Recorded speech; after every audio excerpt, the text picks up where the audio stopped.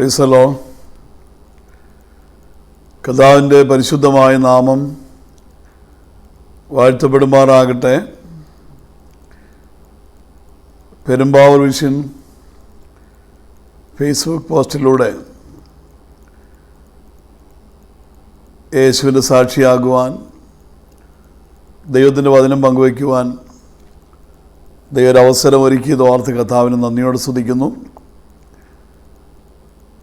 ഇങ്ങനെയുള്ള ഈ പ്രതികൂല സാഹചര്യങ്ങളിൽ, ഈ ലോക്ക്ഡൗൺ കാലഘട്ടങ്ങളിൽ, ഈ COVID-19 അല്ലെങ്കിൽ കൊറോണ ഈ പ്രതിസന്ധികൾ, രോഗം പടർന്നു പിടിച്ച അനേകർ രോഗികളായി മരണഭീതിയിലും മരണനിഴലിലും കഴിയുന്ന ഈ സമയത്ത് കർത്താവ് ഒരുക്കി തന്ന മുഖാന്തരങ്ങൾ ഉപയോഗിച്ച് കർത്താവിൻ്റെ സാക്ഷിയാകുവാൻ, കർത്താവിനെ ഉയർത്തുവാൻ ലഭിക്കുന്ന ഈ വിലപ്പെട്ട അവസരങ്ങളെ ഓർത്ത് കർത്താവിനെ ഞാൻ മഹത്വപ്പെടുത്തുന്നു. പ്രതിയാൽ ഇതിന് അവസരമൊരുക്കി തന്ന പാസ്റ്റർ തമ്പി ദാനിയലിനുള്ള പ്രത്യേക നന്ദി അറിയിക്കുന്നു. ദൈവം ഈ മാധ്യമങ്ങൾ ഉപയോഗിച്ച് അനേകരെ ഉറപ്പിക്കുവാനും ആശ്വസിപ്പിക്കുവാനും ധൈര്യപ്പെടുത്തുവാനുമായി കർത്താവ് ഇതെല്ലാം ഉപയോഗിക്കുന്ന ദൈവത്തിൻ്റെ വലിയ കൃപയ്ക്കായി കർത്താവിനെ മഹത്വപ്പെടുത്തുന്നു. കർത്താവിനെ സ്നേഹിക്കുന്ന ദൈവത്തിൻ്റെ മക്കൾക്ക് ഏതൊരു സാഹചര്യങ്ങളുടെ നടുവിലും, ഏത് സംഭവങ്ങളുടെയും പ്രതിസന്ധിയുടെ നടുവിലും ദൈവത്തെ വിളിക്കുവാനും പ്രാർത്ഥിക്കുവാനും ദൈവത്തിൽ ശരണപ്പെടാനുമൊക്കെയുള്ള എല്ലാ വാതിലുകളും തുറന്നു കിടക്കുകയാണ്. അത് മാത്രം ആർക്കും അടയ്ക്കാൻ കഴിയില്ല. ദൈവത്തെ വിളിക്കാനുള്ള വഴി അടയ്ക്കാൻ, ദൈവസാന്നിധ്യം അനുഭവിക്കാനുള്ള വഴി അടയ്ക്കാൻ ആർക്കും കഴിയത്തില്ല. ദൈവത്തിൻ്റെ വചനത്തിന് ബന്ധനമില്ല. അത് ബന്ധിക്കുവാൻ ആർക്കും കഴിയുകയില്ല. ദൈവവചനത്തിന് ബന്ധനമില്ല. ദൈവസാന്നിധ്യം തടയുവാൻ ആർക്കും കഴിയില്ല. നാം വിളിച്ചാൽ വിളി കേൾക്കുന്ന ദൈവത്തെങ്കിലേക്കുള്ള വിളിയും പ്രാർത്ഥനയ്ക്കും ഉള്ള വാതിലുകൾ അടയത്തില്ല. നാം ഒരുപക്ഷെ 4 ചുമരുകൾക്കുള്ളിലാണ് ഇരിക്കുന്നെങ്കിലും കർത്താവിനെ വിളിക്കുവാനും പ്രാർത്ഥിക്കാനുള്ള അവസരങ്ങൾക്ക് ഒരു മുടക്കവും സംഭവിച്ചിട്ടില്ല. ഒരുമിച്ച് കൂടി വന്ന് ആരാധിക്കുവാനുള്ള അവസരങ്ങൾക്ക് തടസ്സങ്ങളുണ്ടെങ്കിലും ദൈവസാന്നിധ്യം അനുഭവിക്കുവാനും ദൈവസനിൽ കാത്തിരിക്കുവാനും പ്രാർത്ഥിക്കാനും ദൈവവചനം കേൾക്കുവാനും എന്നുള്ള വഴികൾ അടഞ്ഞിട്ടില്ല. അത് ആവശ്യമുള്ളവർക്ക് ദൈവമുള്ള വഴികളെല്ലാം ദൈവം ഒരുക്കുന്നുണ്ട്. അതോർത്ത് ഞാൻ കർത്താവിനെ മഹത്വപ്പെടുത്തുന്നു.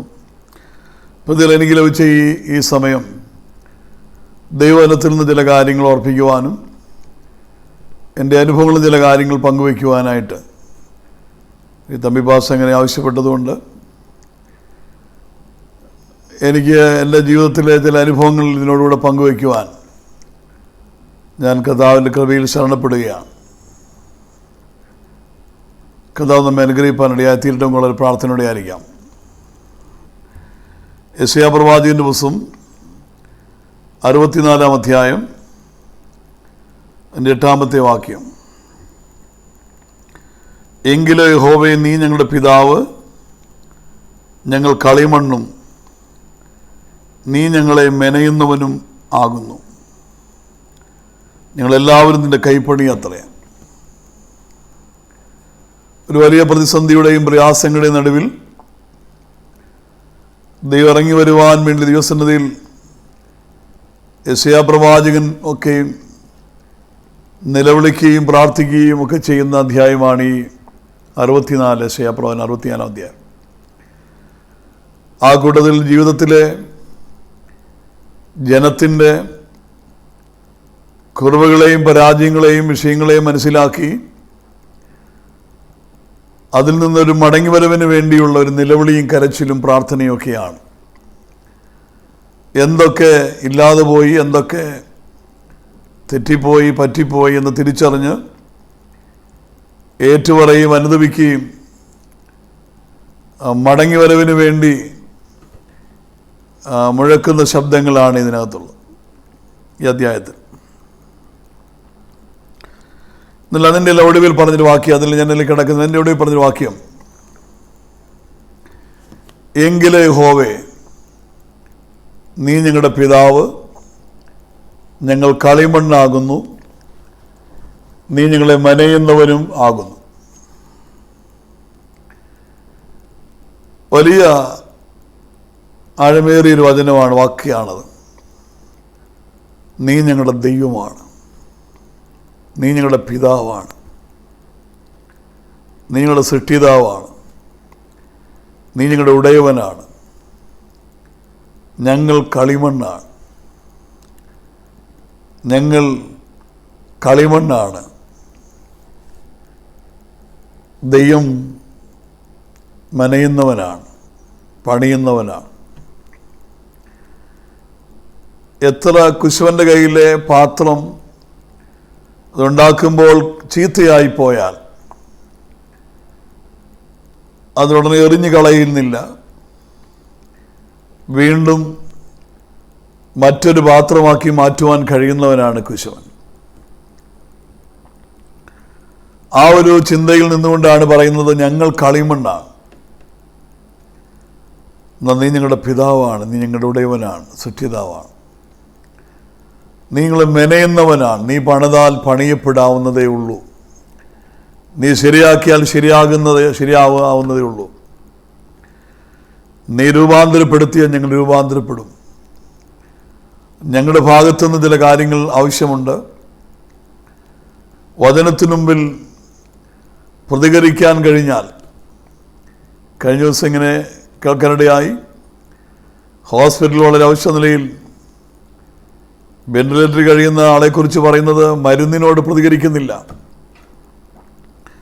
മരുന്നിനോട് ആ ശരീരം പ്രതികരിക്കുവാണെങ്കിൽ എല്ലാം ശരിയായേനെന്നാണ് ഡോക്ടർമാർ പറയുന്നത്, നമ്മൾ കേൾക്കുന്നതാണ് സാറിന്. എന്നപോലെ വചനത്തോട് പ്രതികരിക്കാൻ, ദൈവത്തോട് പ്രതികരിക്കാൻ കഴിയുമെങ്കിൽ ഏത് തകർച്ചയും ഏത് കേടും ഏത് പരാജയവും മാറ്റുവാൻ നമ്മുടെ ദൈവത്തിന് കഴിയും, നമ്മുടെ കർത്താവിനത് കഴിയും. കർത്താവിന് സ്തോത്രം ചെയ്യുന്നു. 114 സങ്കീർത്തനത്തിൻ്റെ 8-ാമത്തെ വാക്യം ഇങ്ങനെയാണ്,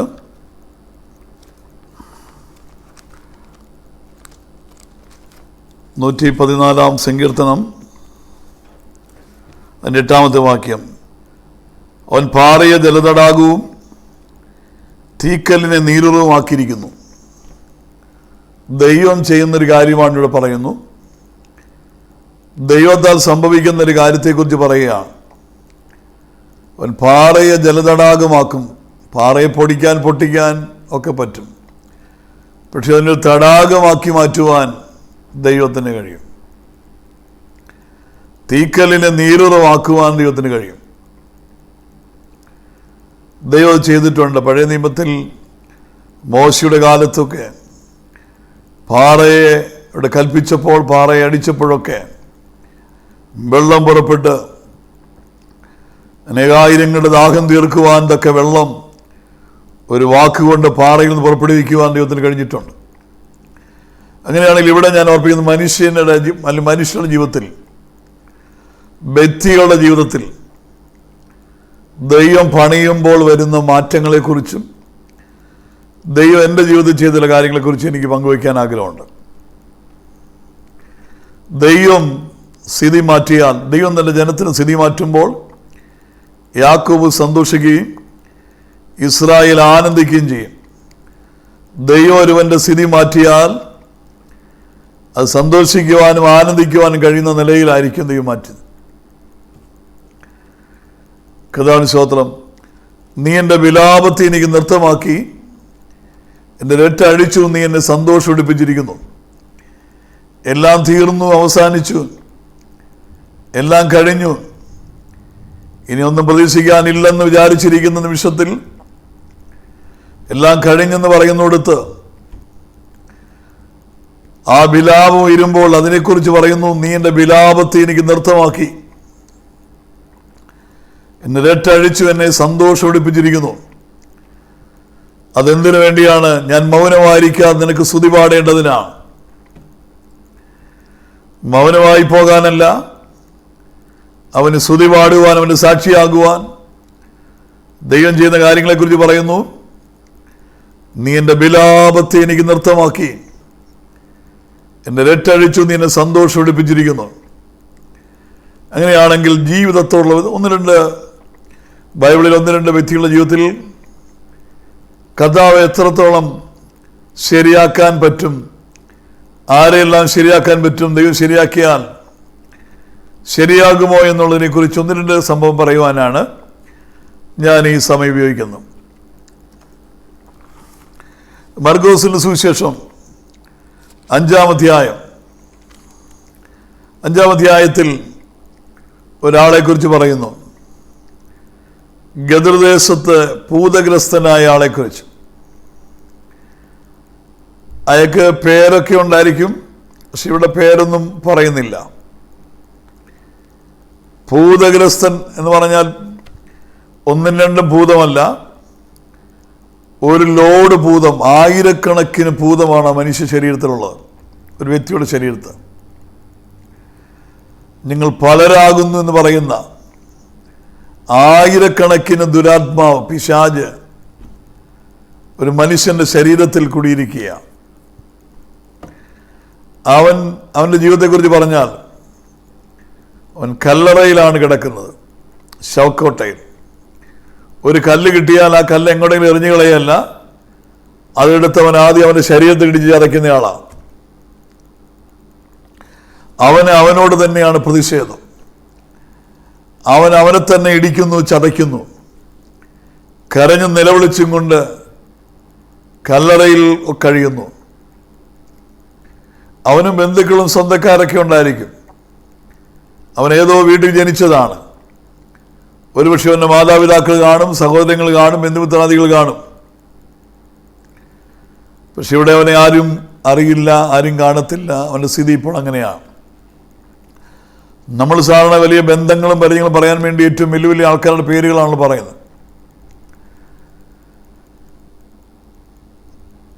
ഈ അടുത്ത കാലത്ത് ഒരാൾ എന്നോട് പറഞ്ഞു, എൻ്റെ വീട് ഉമ്മൻചാണ്ടിയുടെ വീടിന് നേരെ ഓപ്പോസിറ്റാന്ന് പറഞ്ഞു. ചോദിച്ചു വന്നപ്പോൾ 1.5 കിലോമീറ്റർ അപ്പുറത്താണ്.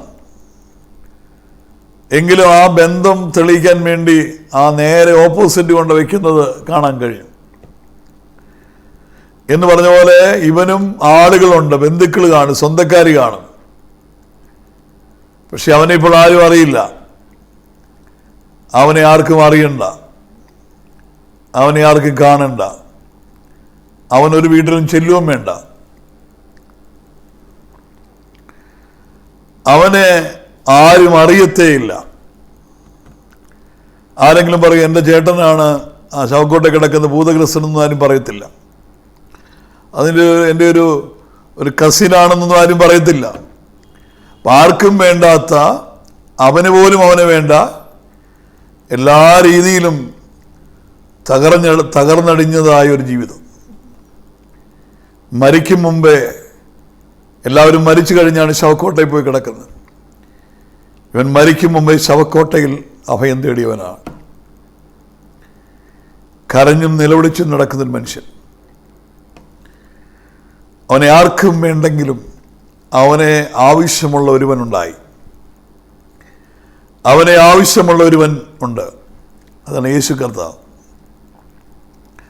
അവനെ തേടി ഇറങ്ങി പുറപ്പെട്ടിരിക്കുക. അവൻ എവിടെയായിരിക്കുന്നോ അവിടെ എത്തുവാൻ പുറപ്പെട്ടിരിക്കുക.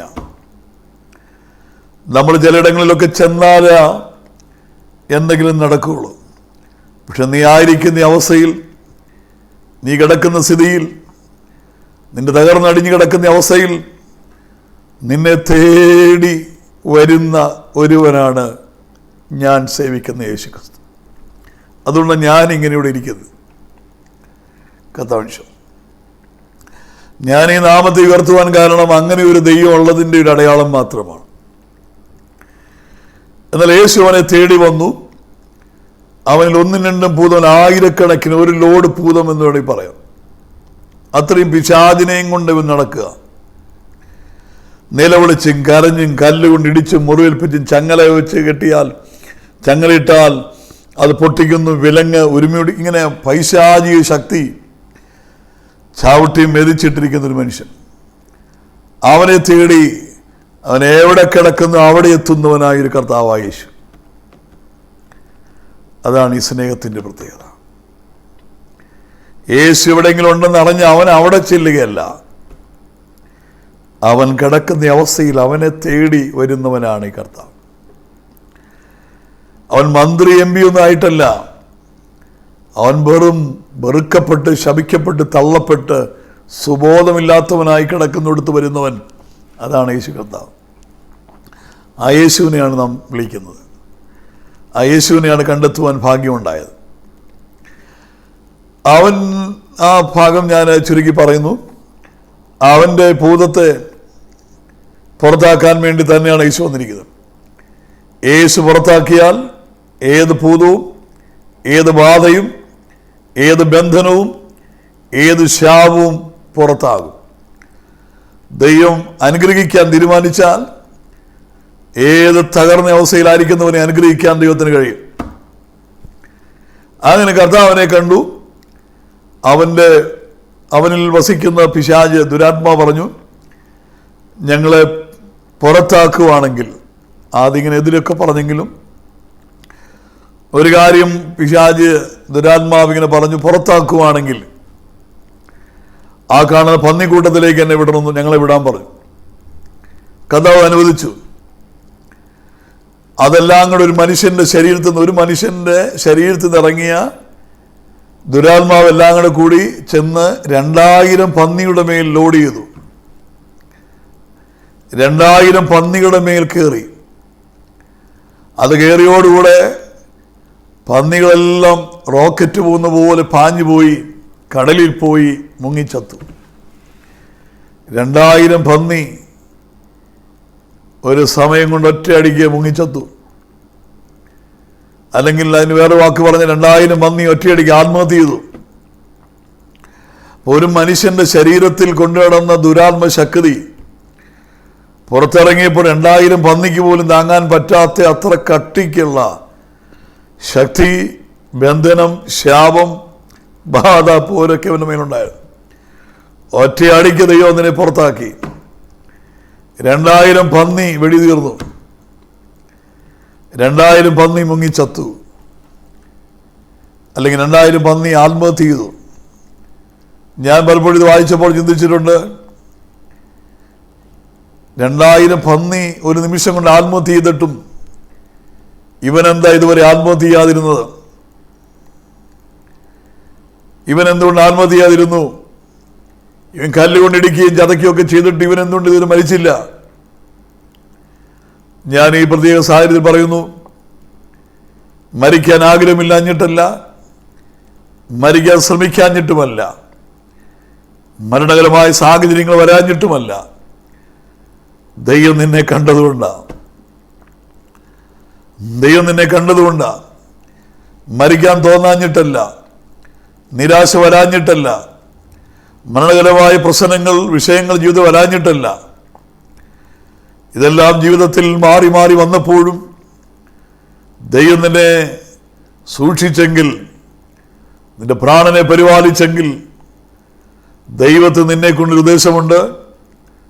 ദൈവം നിന്നെക്കുറിച്ചൊരു പ്ലാനുണ്ട്. അതാണ് ഞാൻ ഓർപ്പിക്കുന്നത്. എൻ്റെ ജീവിതത്തിലേക്ക് തിരിഞ്ഞു നോക്കിയാൽ എൻ്റെ അനുഭവത്തിൽ നിന്ന് ഒരു കാര്യം പറയുവാൻ ഞാൻ ആഗ്രഹിക്കുന്നു. ഞാൻ വളരെ നിരാശനായി കഴിഞ്ഞ, എപ്പോഴും ആത്മഹത്യ ചെയ്യണമെന്ന് വിചാരിച്ചു നടന്നൊരു സമയം എൻ്റെ ജീവിതത്തിലുണ്ടായിരുന്നു. ഏതൊരു സമയത്തും മനസ്സ് നിറഞ്ഞു നിന്നത് മരിക്കണം എന്നൊരു തോന്നലായിരുന്നു. ജീവിക്കേണ്ട ആവശ്യമില്ല, എനിക്ക് തന്നെ എന്നെ ഇഷ്ടമല്ല, എന്തോ ജനനം, എന്തോ ജീവിതം, എങ്ങനെ മരിക്കാം, എപ്പോഴും മനസ്സിൽ തീരുമാനിച്ചുറപ്പിക്കുന്നൊരു കാര്യമുണ്ടായിരുന്നു. ചത്തുകളയാം. അതുകൊണ്ട് ആരെങ്കിലും എവിടെയെങ്കിലും ആത്മഹത്യ എന്ന് കേട്ടാൽ ഞാൻ ഓടി ഓടി പോകുമായിരുന്നു, എങ്ങനെയൊക്കെ ചെയ്തതെന്ന് കണ്ടുപിടിക്കാൻ വേണ്ടി. അപ്പോൾ അത് കണ്ടുപിടിക്കാൻ വേണ്ടി നടന്നൊരു മനുഷ്യനാണ് ഞാൻ. എന്നാൽ ചില കാലങ്ങൾക്ക് മുമ്പ് ഒരു കരിസ്മാറ്റിക് ധ്യാനം കൂടുവാൻ അവസരമുണ്ടായി. ആ ധ്യാനത്തിൽ പകൽ കേട്ടൊരു വാക്കുണ്ട്, ദാവീദ് പുത്രാ യേശുവേ എന്നോട് കരുണ തോന്നണമേ. അന്ന് രാത്രിയിൽ രണ്ടുപേര് കിടക്കുന്ന ഒരു റൂമിൽ ഒരു മരത്തിൻ്റെ കട്ടിലേൽ, പലകടിച്ചൊരു കട്ടിലേൽ മുട്ടുകുത്തി ഇങ്ങനെ നിവർന്നു നിന്ന് ദാവീദ് പുത്രാ യേശുവേ എന്നോട് കരുണ തോന്നണമേ എന്നിങ്ങനെ നിലവിളിച്ചു. ഒത്തിരി സമയം, മണിക്കൂറുകൾ യേശുവേ എന്ന് വിളിച്ചു. ഒത്തിരി രാത്രിയായപ്പോൾ എൻ്റെ കാതിലിങ്ങനെ ആരോ പറയുന്ന പോലെ തോന്നി, നിന്റെ ജീവിതം നിനക്ക് വേണ്ടല്ലോ, എന്നാൽ പിന്നെ എനിക്ക് തന്നേക്ക്. നിന്റെ ജീവിതം കൊണ്ട് നിനക്ക് ആവശ്യമില്ലല്ലോ, എന്നാൽ അത് എനിക്ക് തന്നേക്കെന്ന് പറയുന്നത് പോലെ എൻ്റെ ഉള്ളിൽ ഒരു ദൈവ ഇടപെടലുണ്ടായി. കൃപയാൽ, കരുണയാൽ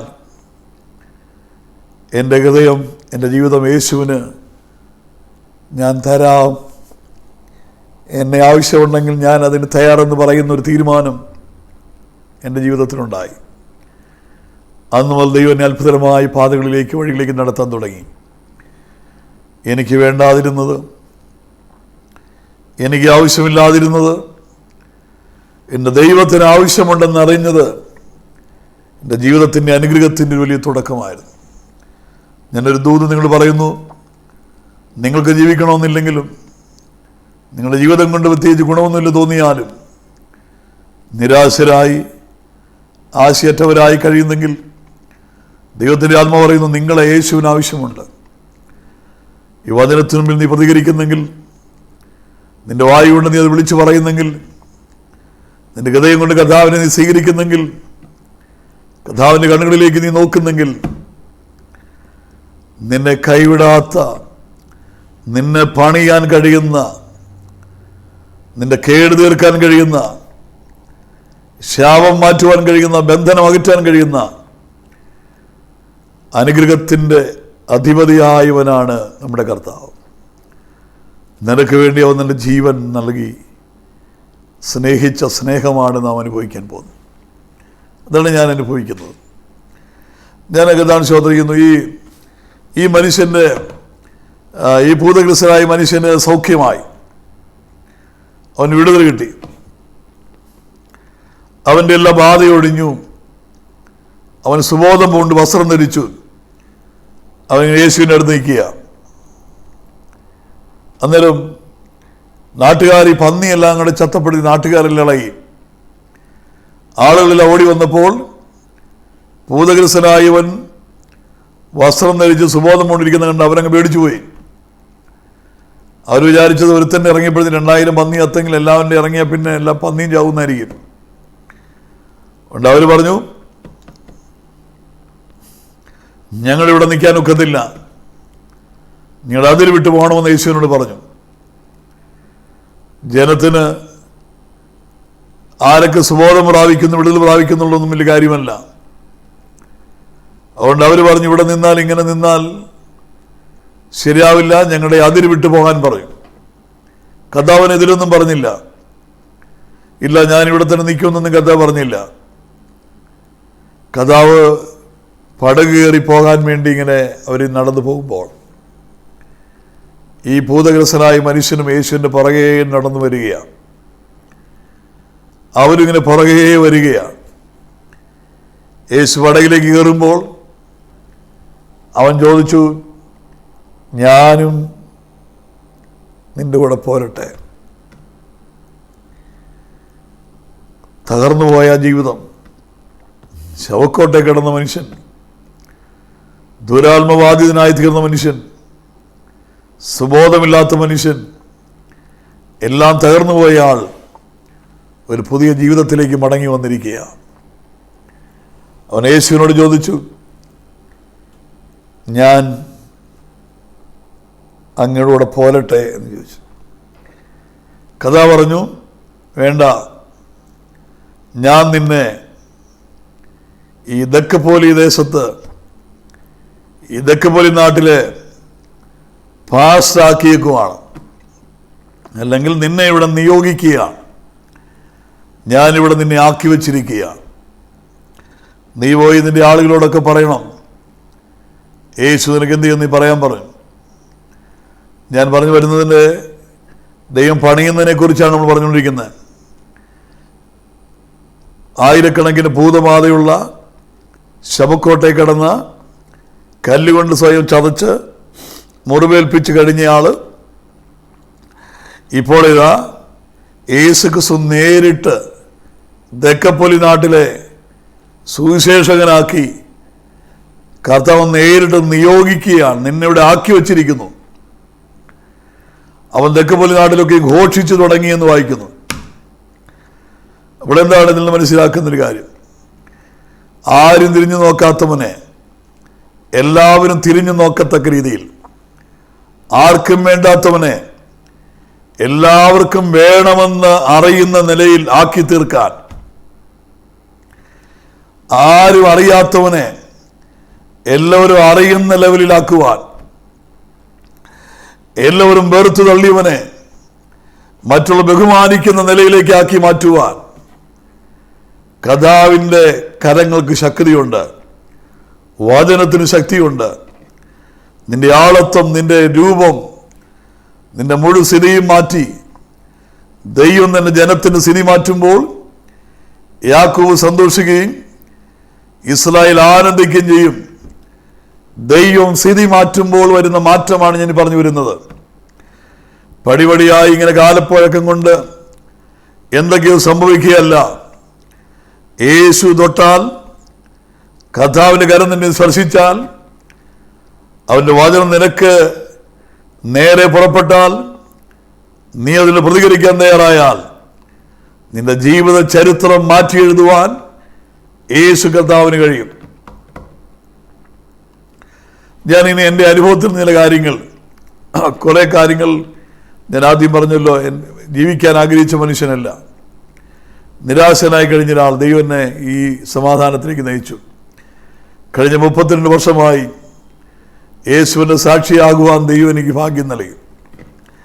വളരെ ചുരുക്കി ചില കാര്യങ്ങൾ എനിക്ക് ദൈവം വരുത്തിയ മാറ്റം, പ്രത്യേകിച്ച് സുവിശേഷ വേല ചെയ്യുന്ന ഗദദേശത്തെ പൂതഗസ്തനെ സുവിശേഷകനാക്കി മാറ്റി യേശു. അവനെ യേശുവിനെ കുറിച്ച് ഘോഷിക്കാൻ വേണ്ടി അവൻ നിയോഗിച്ച അതേ ദൈവം എന്നോടും കാണിച്ച കരുണയെക്കുറിച്ച് ഈ സമയം പറയുവാൻ ഞാൻ ആഗ്രഹിക്കുക. അതുപോലത്തെ ഒരു സംഭവം തന്നെയാണ് എൻ്റെ ജീവിതം. എൻ്റെ അനുഭവസാക്ഷ്യം പറഞ്ഞാൽ, എൻ്റെ അനിയൻ 6 പഠിക്കുമ്പോൾ ഞാൻ 4 പഠിച്ചുകൊണ്ടിരിക്കുക എന്ന് പറഞ്ഞാൽ പഠിക്കാൻ കഴിവില്ലെന്നുള്ള എൻ്റെ അർത്ഥത്തിലായി പറയും. ഇങ്ങനെ വളരെ പഠിച്ച് നിശ്ചയം പ്രാപിച്ചാണ് ഞാൻ 6-ലെത്തിയത്. 10 വർഷം കൊണ്ടാണ് ഞാൻ 6-ാം ക്ലാസ്സിൽ വന്നത്. അവിടെ വെച്ച് ഞാനങ്ങ് ഗ്രാജുവേറ്റ് ചെയ്തു. 2 ഭാഷ എനിക്ക് അറിയത്തുള്ളൂ, ഒന്ന് അന്യഭാഷയും ഒന്ന് മലയാളം. 2 ഭാഷ ഇപ്പം എനിക്കറിയത്തുള്ളൂ, അന്നും ഇന്നും അതേ അറിയത്തുള്ളൂ. ആവശ്യം പ്രാപിച്ചപ്പോഴാണ് ഒരു ഭാഷ കിട്ടി, അതിനും ഒരു ഭാഷയുണ്ടായുള്ളൂ. ഇപ്പം ഞാൻ കുറച്ചുകൂടെ മെച്ചപ്പെടുത്തി പറഞ്ഞുകൊണ്ട് നടക്കുന്ന എനിക്കും 6, എൻ്റെ ഭാര്യയ്ക്കും 6. ഇങ്ങനെ ഞങ്ങൾ 2 പേരും കൂടെ പഠിച്ചിട്ടാണ് +2 പാസ്സായത്. എന്ന് പറഞ്ഞാൽ വിദ്യാഭ്യാസപരമായ രീതിയിലൊന്നും എനിക്ക് ഇല്ലായിരുന്നു. ചെറിയ പ്രായത്തിൽ പണിക്കിറങ്ങി, ബേക്കറി പണിയായിരുന്നു, ബേക്കറിയിലെ ജോലി ചെയ്യായിരുന്നു, ബേക്കറിയിലെ സാധനങ്ങളുണ്ടാക്കി ജോലി. ഈ പ്രായത്തിൽ, കൊച്ചു പ്രായത്തിൽ ഇങ്ങനെ ടൗണുകളിൽ ബേക്കറികളിൽ സാധനം ഉണ്ടാക്കി ജോലി ചെയ്ത് ഞാൻ കഴിഞ്ഞു 10-16 വർഷം. ഞാനൊരു കത്തോലിക്ക കുടുംബത്തിൽ നിന്നാണ് വിശ്വാസത്തിൽ വരുന്നത്. എന്താ ദൈവത്തിൻ്റെ കൃപയാൽ, ദൈവത്തിന് വലിയ കൃപയാൽ എനിക്ക് യേശുവിനെ കണ്ടെത്തുവാൻ ഭാഗ്യമുണ്ടായി. ഞാൻ വിശ്വാസത്തിൽ വരുമ്പോൾ ഞാനൊരു നക്ഷത്ര ബംഗ്ലാവിലാണ് താമസിച്ചുകൊണ്ട് ഞാനിങ്ങനെ പറയുന്ന രസമായിട്ട് രാത്രി നക്ഷത്രമൊക്കെ എൻ്റെ പെരയ്ക്കകത്ത് വരും. മഴ പെയ്താൽ ഒരു തുള്ളി വെള്ളം പോലും പുറത്തു പോകത്തില്ല. അകത്ത് തന്നെ വീഴാനുള്ള അറേഞ്ച്മെൻ്റ് എൻ്റെ വീടിനുണ്ടായിരുന്നു. അങ്ങനെയുള്ള സാഹചര്യത്തിൽ വിദ്യാഭ്യാസമില്ലാത്ത, ഓലക്കുടലിൽ കഴിയുന്ന, എഴുത്തും വായനയും കാര്യങ്ങളറിയാത്ത, യാതൊരുവിധ അനുകൂലമായ സാഹചര്യങ്ങളും ജീവിതത്തിലില്ലാത്ത, നിരാശനായി കഴിഞ്ഞ് എനിക്ക് യേശു ക്രിസ്തുവിനെ രക്ഷിതാവായി സ്വീകരിക്കാൻ ഭാഗ്യമുണ്ടായി. അവൻ്റെ കൽപ്പനയാകുന്ന സ്നാനം ഏൽക്കുവാൻ ഭാഗ്യമുണ്ടായി. ദൈവപക്ഷത്ത് മാറി നിൽക്കാനുള്ള അവസരം എനിക്കുണ്ടായി. അങ്ങനെ എൻ്റെ സ്നാനം ഒരു ഞായറാഴ്ച രാവിലെയായിരുന്നു. പെരുമ്പാവൂർ ബാബുപാഷാണ് എന്നെ സ്നാനപ്പെടുത്തിയത്. ആ സ്നാനം കഴിഞ്ഞ് ഞാൻ സഭായോഗത്തിന് രാവിലെ 9 മണിക്കോടെ ആരാധന തുടങ്ങും. ആ ചർച്ചിൽ വന്ന് ആദ്യത്തെ പാട്ടുപാടി ആരാധിച്ചപ്പോൾ ഞാൻ പരിശുദ്ധാത്മാവിൽ നിറഞ്ഞു. അന്യഭാഷയിൽ ദൈവത്തിൽ സംസാരിക്കാൻ കഴിഞ്ഞു. ജീവിതത്തിലുണ്ടായ വലിയൊരു ഭാഗ്യം, പല ഭാഗ്യങ്ങളുണ്ട്, അതിലൊരു വലിയ ഭാഗ്യം പരിശുദ്ധാത്മാവിൽ നിറഞ്ഞ് അന്യഭാഷയിൽ ദൈവത്തിൽ സംസാരിക്കുവാനൊരു വലിയൊരു അനുഗ്രഹം സ്നാനപ്പെട്ട അന്ന് തന്നെ കൃപയാൽ എൻ്റെ മേൽ വീണു കിട്ടി. അത് വലിയൊരു ഭാഗ്യമാണ്. ദൈവത്തിനെ പണിയുവാൻ ആഗ്രഹിക്കുമ്പോൾ, ദൈവത്തിൻ്റെ സ്ഥിതികൾ മാറ്റുവാൻ ആഗ്രഹിക്കുമ്പോൾ ദൈവം അഡ്വാൻസായി നൽകുന്ന ചില കാര്യങ്ങളുണ്ട്. അതൊന്നാണ് യേശുവിനെ സ്വീകരിക്കുക, കൽപ്പനയാൽ സ്നാനമനുസരിക്കുക, പരിശുദ്ധാത്മ നിറവ് പ്രാപിക്കുക. ആ നിറവിലേക്ക് നയിക്കപ്പെടുന്ന ജീവിതത്തിൽ ലഭിക്കാവുന്ന വലിയ വലിയ അനുഗ്രഹങ്ങളുടെ ഭാഗങ്ങളാണ്. കൃപയാൽ നിരാശനായി ആശയറ്റ് കഴിഞ്ഞ് എനിക്ക് ദൈവം കരുണ തോന്നി അതെല്ലാം എൻ്റെ മേൽ ദൈവം പകർന്നു. അങ്ങനെ ആത്മനിറവിലേക്ക് വരുവാൻ ദൈവം എനിക്ക് ഭാഗ്യമുണ്ടായി. കർത്താവിനെ ആരാധിച്ച് കർത്താവിനെ മഹത്വപ്പെടുന്ന ദൈവത്തോട് ഇവിടെ ആ പറ്റി നിൽക്കാൻ ഉള്ളിൽ വലിയൊരു ആഗ്രഹവും വിശപ്പും ദാഹവും ഉണ്ടായി. വലിയൊരു ആഗ്രഹമുണ്ടായി, ആവശ്യബോധമുണ്ടായി. അതൊരു വലിയ ഭാഗ്യമായിട്ട് ഞാനിപ്പോൾ കാണും. കഴിവില്ലാത്ത, വിദ്യാഭ്യാസമില്ലാത്ത, യോഗ്യതയില്ലാത്ത എൻ്റെ മേൽ വലിയൊരു അനുഗ്രഹമായി പരിശുദ്ധാത്മ പകർച്ചയുണ്ടായി. എത്ര പേരത് ആഗ്രഹിക്കുന്നു? മറ്റൊന്നുമില്ലെങ്കിലും എല്ലാം മുടങ്ങിക്കിടക്കുന്നെങ്കിലും അഭിഷേകം മുടങ്ങാതിരുന്നാൽ, ആത്മശക്തി മുടങ്ങാതിരുന്നാൽ, ആ ദൈവകൃപ പരിശുദ്ധാത്മ നിറവിലേക്ക് ഇറങ്ങാൻ കഴിഞ്ഞാൽ അതൊരു വലിയ അനുഗ്രഹത്തിൻ്റെ തുടക്കമാണ്, ഒരു വലിയ സാധ്യതയുടെ തുടക്കമാണ്. മാറ്റങ്ങളുടെ വഴികളാണത്. ദൈവം പണിയുന്നതിൻ്റെ ഒരു വലിയ അടയാളമായിട്ടാണ് നമ്മളതിനെ കാണുന്നത്. ഞാൻ എൻ്റെ ജീവിതത്തിൽ നിന്നല്ല, പലരുടെയും ജീവിതത്തിലൂടെ ഞാൻ കണ്ടൊരു കാര്യം ഞാൻ നിങ്ങളോട് പറയാം. പലരുടെയും ജീവിതത്തിൽ കണ്ടൊരു കാര്യമാണ് ഞാൻ പറയുന്നത്. അനേകരുടെ ജീവിതത്തിൽ നടന്നൊരു കാര്യമാണ് ഈ പറയുന്നത്. അതുകൊണ്ട് ആത്മശക്തിക്ക് വേണ്ടി, ആത്മനിറവിന് വേണ്ടി ദാഹിക്കുന്ന, ആഗ്രഹിക്കുന്ന ആർക്കും ദൈവം കടക്കാരനല്ല. നമ്മളെക്കാൾ അധികമായി ഇത് നമുക്ക് തരുവാൻ ആഗ്രഹിക്കുന്നത് നമ്മുടെ ദൈവമാണ്, പരിശുദ്ധാത്മാവാണ്. അങ്ങനെയാണെങ്കിൽ അത് കഴിഞ്ഞ ശേഷം പിന്നീട് ഞാൻ ഈ ബേക്കറിയിൽ ജോലി ചെയ്ത് ഇങ്ങനെ കുറച്ച് നാൾ കൂടെ ജീവിച്ചു. അതിനിടയ്ക്ക് എൻ്റെ കല്യാണം കഴിഞ്ഞു. പിന്നെ എനിക്ക് ഈ അഭിഷേകമൊക്കെ പ്രാവശ്യം കഴിഞ്ഞപ്പോൾ നല്ലൊരു പ്രത്യേക അനുഭവം ഉണ്ടായി തുടങ്ങി. ഇടയ്ക്കിടയ്ക്ക് ദൈവദാസന്മാരിലൂടെ പ്രവചനാത്മാവിൽ എനിക്ക് എന്നെ ദൈവത്തിൻ്റെ വേലയ്ക്ക് വേണ്ടി വിളിച്ചിരിക്കുന്നു എന്നുള്ള കാര്യം ഇങ്ങനെ കേൾക്കാനായിട്ട് ഇങ്ങനെ അവസരമുണ്ടായി. എവിടെയെങ്കിലും ചെന്ന് കഴിഞ്ഞാൽ ദൈവാത്മാവ് ചില ദൈവദാസന്മാരും എല്ലാവരൊന്നും എന്നോട് സംസാരിക്കാൻ ആയിട്ട് ഒന്നും അവസരം എനിക്ക് ഉണ്ടായിട്ടില്ല. ചിലരോടെല്ലാം ദൈവത്തിൻ്റെ ആത്മാവിനോട് ഇങ്ങനെ പറഞ്ഞുകൊണ്ടിരുന്നു. പിന്നെ ഞാൻ എന്ത് കേട്ടാലും, പാട്ട് കേട്ടാൽ, പ്രസംഗം കേട്ടാൽ, ഒരു പാസ്റ്ററെ കണ്ടാൽ പോലും എനിക്ക് തോന്നും എന്നെയും ദൈവം ഇതുപോലെ വിളിക്കുക. എൻ്റെ ഹൃദയത്തിൽ മുഴുവൻ ഇങ്ങനെ അത് നിറയുകയാണ്, അതിങ്ങനെ മുഴങ്ങുകയാണ്. ഒരു പ്രസംഗം കേൾക്കുമ്പോൾ, സാക്ഷ്യം കേൾക്കുമ്പോൾ, എന്ത് കേട്ടാലും, അഥവാ ദൈവകാര്യങ്ങളിലെല്ലാം, എല്ലാ വിഷയത്തിലും ദൈവസന്നിധി ചെന്നിരിക്കുമ്പോൾ, ഒരു സമായോഗത്തിൻ്റെ ആരാധനയ്ക്ക് പോയിരിക്കുമ്പോഴും, സങ്കീർത്തനത്തിലൂടെയും പ്രസംഗത്തിലൂടെ എല്ലാം എൻ്റെ കാതുകളിൽ ഇങ്ങനെ മുഴങ്ങുന്നൊരു ശബ്ദം എനിക്ക് കേൾക്കാൻ പറ്റും. നീ എൻ്റെ വേലയ്ക്ക് വാ, നീ എൻ്റെ വേലയ്ക്ക് വാ, നിന്നെ ഞാൻ എൻ്റെ വേലയ്ക്കായി കണ്ടിരിക്കുന്നു എന്ന് പറയുന്നൊരു വാക്ക്. പക്ഷെ എനിക്ക് ഒരു യോഗ്യതയില്ല, വിദ്യാഭ്യാസമില്ല, കഴിവില്ല, പ്രാർത്ഥിക്കാൻ അറിയത്തില്ല, സാക്ഷ്യം പറയാൻ അറിയത്തില്ല, പാട്ട് പാടാൻ കഴിയത്തില്ലെന്നുള്ളതിൻ്റെ കണക്കല്ലാതെ കഴിയുമെന്ന് പറയുന്നതിൻ്റെ കണക്കുകളൊന്നും തന്നെ ഇല്ല. എന്തെങ്കിലും കഴിയുമെന്ന് പറയാനായിട്ടൊന്നുമില്ല, കഴിയില്ലെന്ന് പറയാവുന്നതിൻ്റെ വലിയ നിരയാണ്. അങ്ങനെ ഇരിക്കുമ്പോൾ ദൈവത്തിൽ നിന്ന് ലഭിച്ചതാണല്ലോ ഈ പരിശുദ്ധാത്മനിറവ്. അത് മാത്രം ഒരു വലിയ സമ്പാദ്യം പോലെ ഞാൻ കൊണ്ട് നടക്കുക. ഇങ്ങനെ ഇരിക്കുമ്പോൾ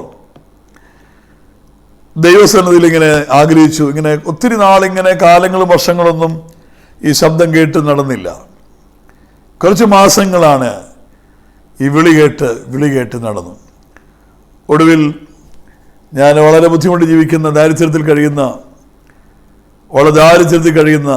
ഒരു മനുഷ്യൻ എന്ന നിലയിൽ, ജോലി ചെയ്തിട്ട് പോലും മര്യാദയ്ക്ക് ആവശ്യങ്ങൾ നടന്ന് ജീവിക്കാൻ പറ്റുന്ന ഒരാളെന്ന നിലയിൽ ദൈവം പറയുന്നു, നിന്റെ ജോലിയെല്ലാം വിട്ട് നിന്റെ വേലയ്ക്കിറങ്ങാൻ ദൈവത്തിൻ്റെ ആത്മാവ് സംസാരിക്കുക. ഞാനങ്ങനെ കേൾക്കുക, ഞാനിങ്ങനെ ബോധ്യപ്പെടുക.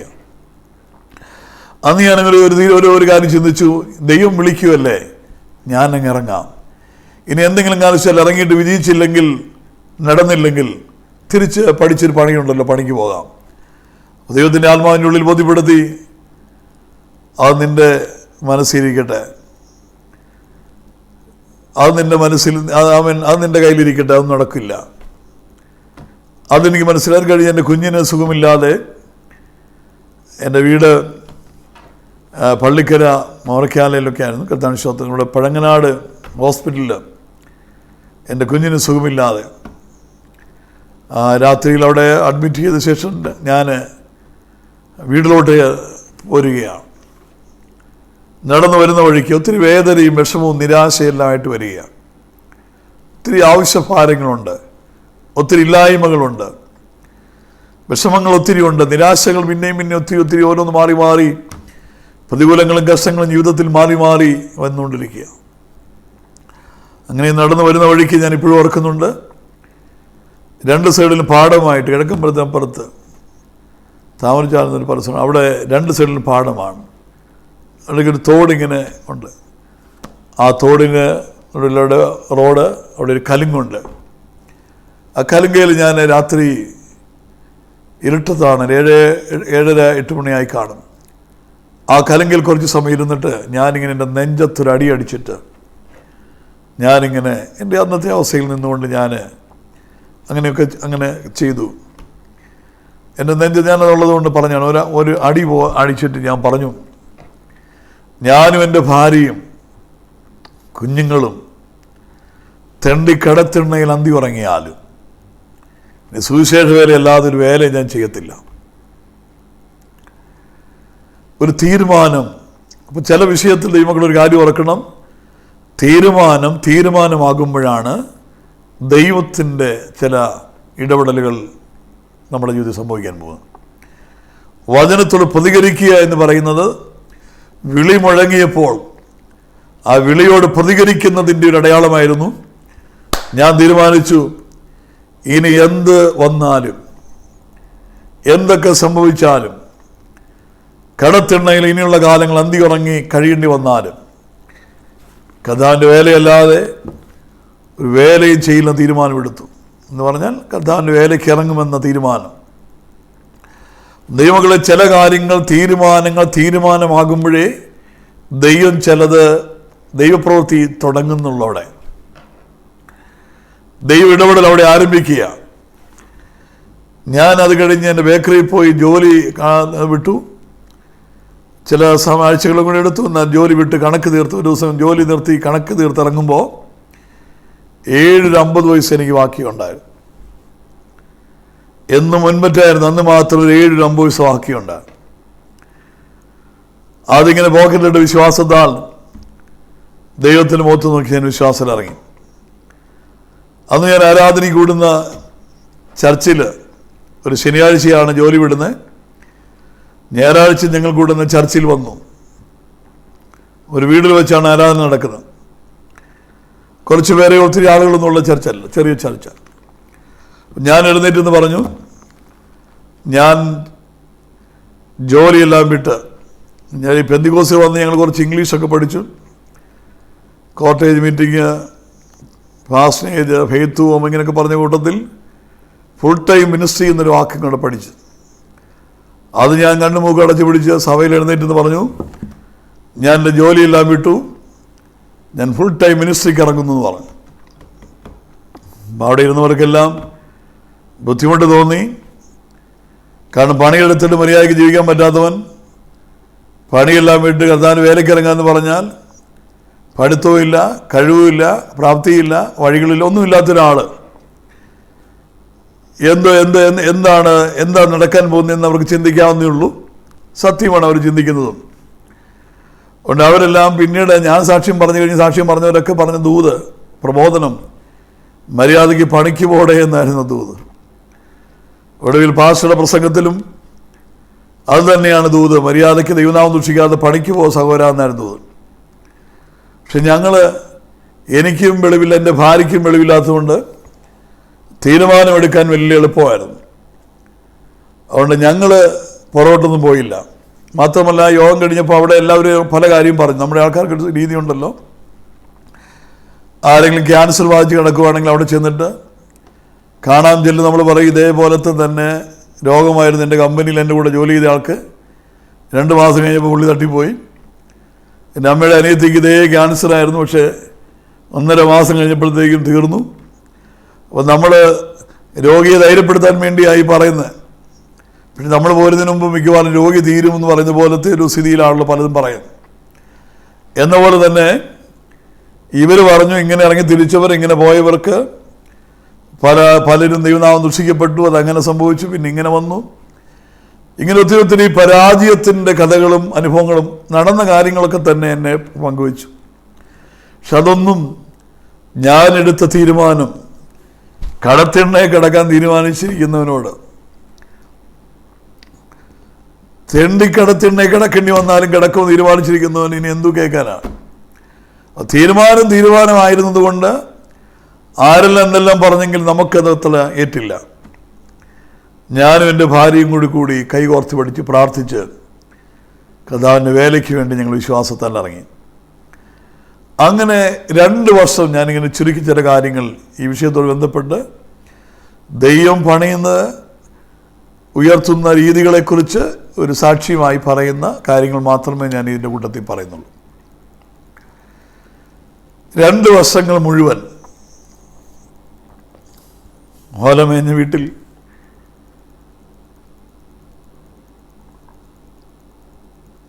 ശരിയായ രീതിയിൽ എല്ലാ കാര്യങ്ങളും തുറന്ന് പറയാൻ വേദന തോന്നുന്ന ഒത്തിരി, ഇപ്പോൾ പറഞ്ഞാൽ ഓർക്കാൻ കഴിയാത്ത ഒത്തിരി അനുഭവങ്ങൾ ആ 2 വർഷങ്ങൾ ഞങ്ങളുടെ ജീവിതത്തിലുണ്ടായി. ലെഗിലേക്ക് കൊടുക്കാൻ പോലും ആരും വിളിച്ചുകൊണ്ട് പോകാത്ത, സാധ്യതകളൊന്നുമില്ലാത്ത, ആർക്കും നമ്മളെ സപ്പോർട്ട് ചെയ്യാനും സഹായിക്കാനും നല്ല വാക്ക് തന്നെ പറയാൻ തോന്നാത്ത, ധൈര്യമായിട്ട് മുന്നോട്ട് പോകുമെന്ന് പറയാൻ ആർക്കും അങ്ങനെ നമ്മൾ പ്രോത്സാഹിപ്പിക്കാൻ പോലും തോന്നാത്ത രീതിയിൽ കൂത്തുകാഴ്ചയായി പോയതുപോലത്തെ ഒരു 2 വർഷം. ഭാര്യ വീട്ടുകാർക്ക് കാണുന്നത് തന്നെ ദേഷ്യമാണ്. എന്ന് വെച്ചാൽ ഒരു പെണ്ണെ കല്യാണം കഴിച്ചുകൊണ്ട് പോയിട്ട് പണിക്കും പോകുന്നില്ല, ചെലവിനും കൊടുക്കത്തില്ല, പട്ടിണി കിടന്ന് അല്ലെങ്കിൽ അങ്ങനത്തെ ബുദ്ധിമുട്ടുകൾ അവളെ കാണുമ്പോൾ അവരെല്ലാം ചങ്ക് തകരുകയാണ്. അതിൻ്റെ ദേഷ്യവും വെറുപ്പും ഒക്കെ എന്നോട് അവർക്ക് ഉണ്ടാകും. അപ്പോൾ ദൈവം പറഞ്ഞു എന്നതിൻ്റെ കെയർ ഓഫിൽ, ദൈവം പറഞ്ഞതിൻ്റെ പേരിൽ ഞങ്ങൾ വിശ്വാസത്തോടെ ദൈവം വാക്കി തരും, വാക്കി ചെയ്യിക്കുമെന്ന് വിശ്വസിച്ചു. നല്ല തീരുമാനമെടുത്തു. ആരോടും സഹായം ചോദിക്കാൻ പോകത്തില്ല, സങ്കടമായിട്ടും പറയത്തില്ല, ആവശ്യഭാരമായിട്ടും പറയത്തില്ല. അതെല്ലാം ഒത്തിരി വലിയ ഗുണമായി മാറി. എല്ലാം ദൈവത്തോട് പറയാനായിട്ട് കഴിയുമായിരുന്നു. മറ്റാരോടും പറയാൻ കഴിയാത്ത കാര്യങ്ങൾ പറഞ്ഞിട്ട് കാര്യമില്ല, എല്ലാം ദൈവത്തോട് പറയാൻ തുടങ്ങി. 2 വർഷം ഞങ്ങളൊരു വല്ലാത്ത പ്രത്യേക സാഹചര്യത്തിൽ കടന്നുപോയി. എന്നാൽ ആ 2 വർഷം നടന്നൊരു കാര്യം ഞാൻ നിങ്ങൾ പറയുക. രാത്രിയും പകലും എപ്പോഴും പ്രാർത്ഥനയും കണ്ണുനീരും ഉപവാസവുമായിട്ട് കടന്നു. ഒരു 7 ദിവസം വിചാരിക്കും ഈ ഉപവാസം കഴിയുമ്പോൾ ദൈവം എന്തെങ്കിലും തരും. നമ്മളതിനു വേണ്ടി അങ്ങ് കാത്തിരിക്കും. ഇത് കഴിയുമ്പോഴത്തേക്ക് എന്തെങ്കിലും തരും, കൃപാബലം കിട്ടും, ശുശ്രൂഷ ലഭിക്കും, പ്രസംഗിക്കാൻ പറ്റും, എന്തെങ്കിലുമൊക്കെ ദൈവത്തിൽ നിന്ന് കിട്ടുമെന്നുള്ള ചിന്തയാണ്. ഒരു 7 കഴിയും, ഒന്നുമില്ല. പിന്നെ അടുത്ത 7, അടുത്ത വർഷമല്ല, അടുത്ത 7, അടുത്ത ആഴ്ച അടുത്ത 7 തുടങ്ങുക. ഒരേ വർഷത്തിൽ 7 ദിവസിക്കുന്ന ആൾക്കാരുണ്ടോ? അങ്ങനെ ആ വകുപ്പിൽപ്പെട്ട ആളല്ല ഞാൻ. ഒരു 7 കഴിഞ്ഞേച്ച് വല്ലതും കിട്ടിയോ നോക്കും, ഇല്ലെങ്കിൽ അടുത്ത 7, പിന്നെയും വല്ലതും ഉണ്ടോ? ഇല്ല, അടുത്ത 7, അടുത്ത 21. ഇങ്ങനെ ഒന്നിനു പറയും ഒന്നായി ഉപസിച്ച് പ്രാർത്ഥിച്ച്. അന്നത്തെ കാലത്തൊരു വെള്ളം കുടിക്കാൻ ക്ഷാമമുള്ള, ഞങ്ങളെ സംബന്ധിച്ച് വെള്ളം കുടിക്കാൻ ക്ഷാമമുള്ള കാലം എന്ന് പറഞ്ഞാൽ കട്ടൻ ചായക്ക് പോലും മാർഗമില്ലാത്ത കാലം എന്ന് വേണമെങ്കിൽ പറയാം. പക്ഷെ ആ കാലങ്ങളൊന്നും പുറകോട്ട് പോയില്ല, മടുത്തില്ല. വേദനയും വിഷമങ്ങളും ദുഃഖങ്ങളും നിരാശകളൊക്കെ ഉണ്ടായിട്ടുണ്ട്.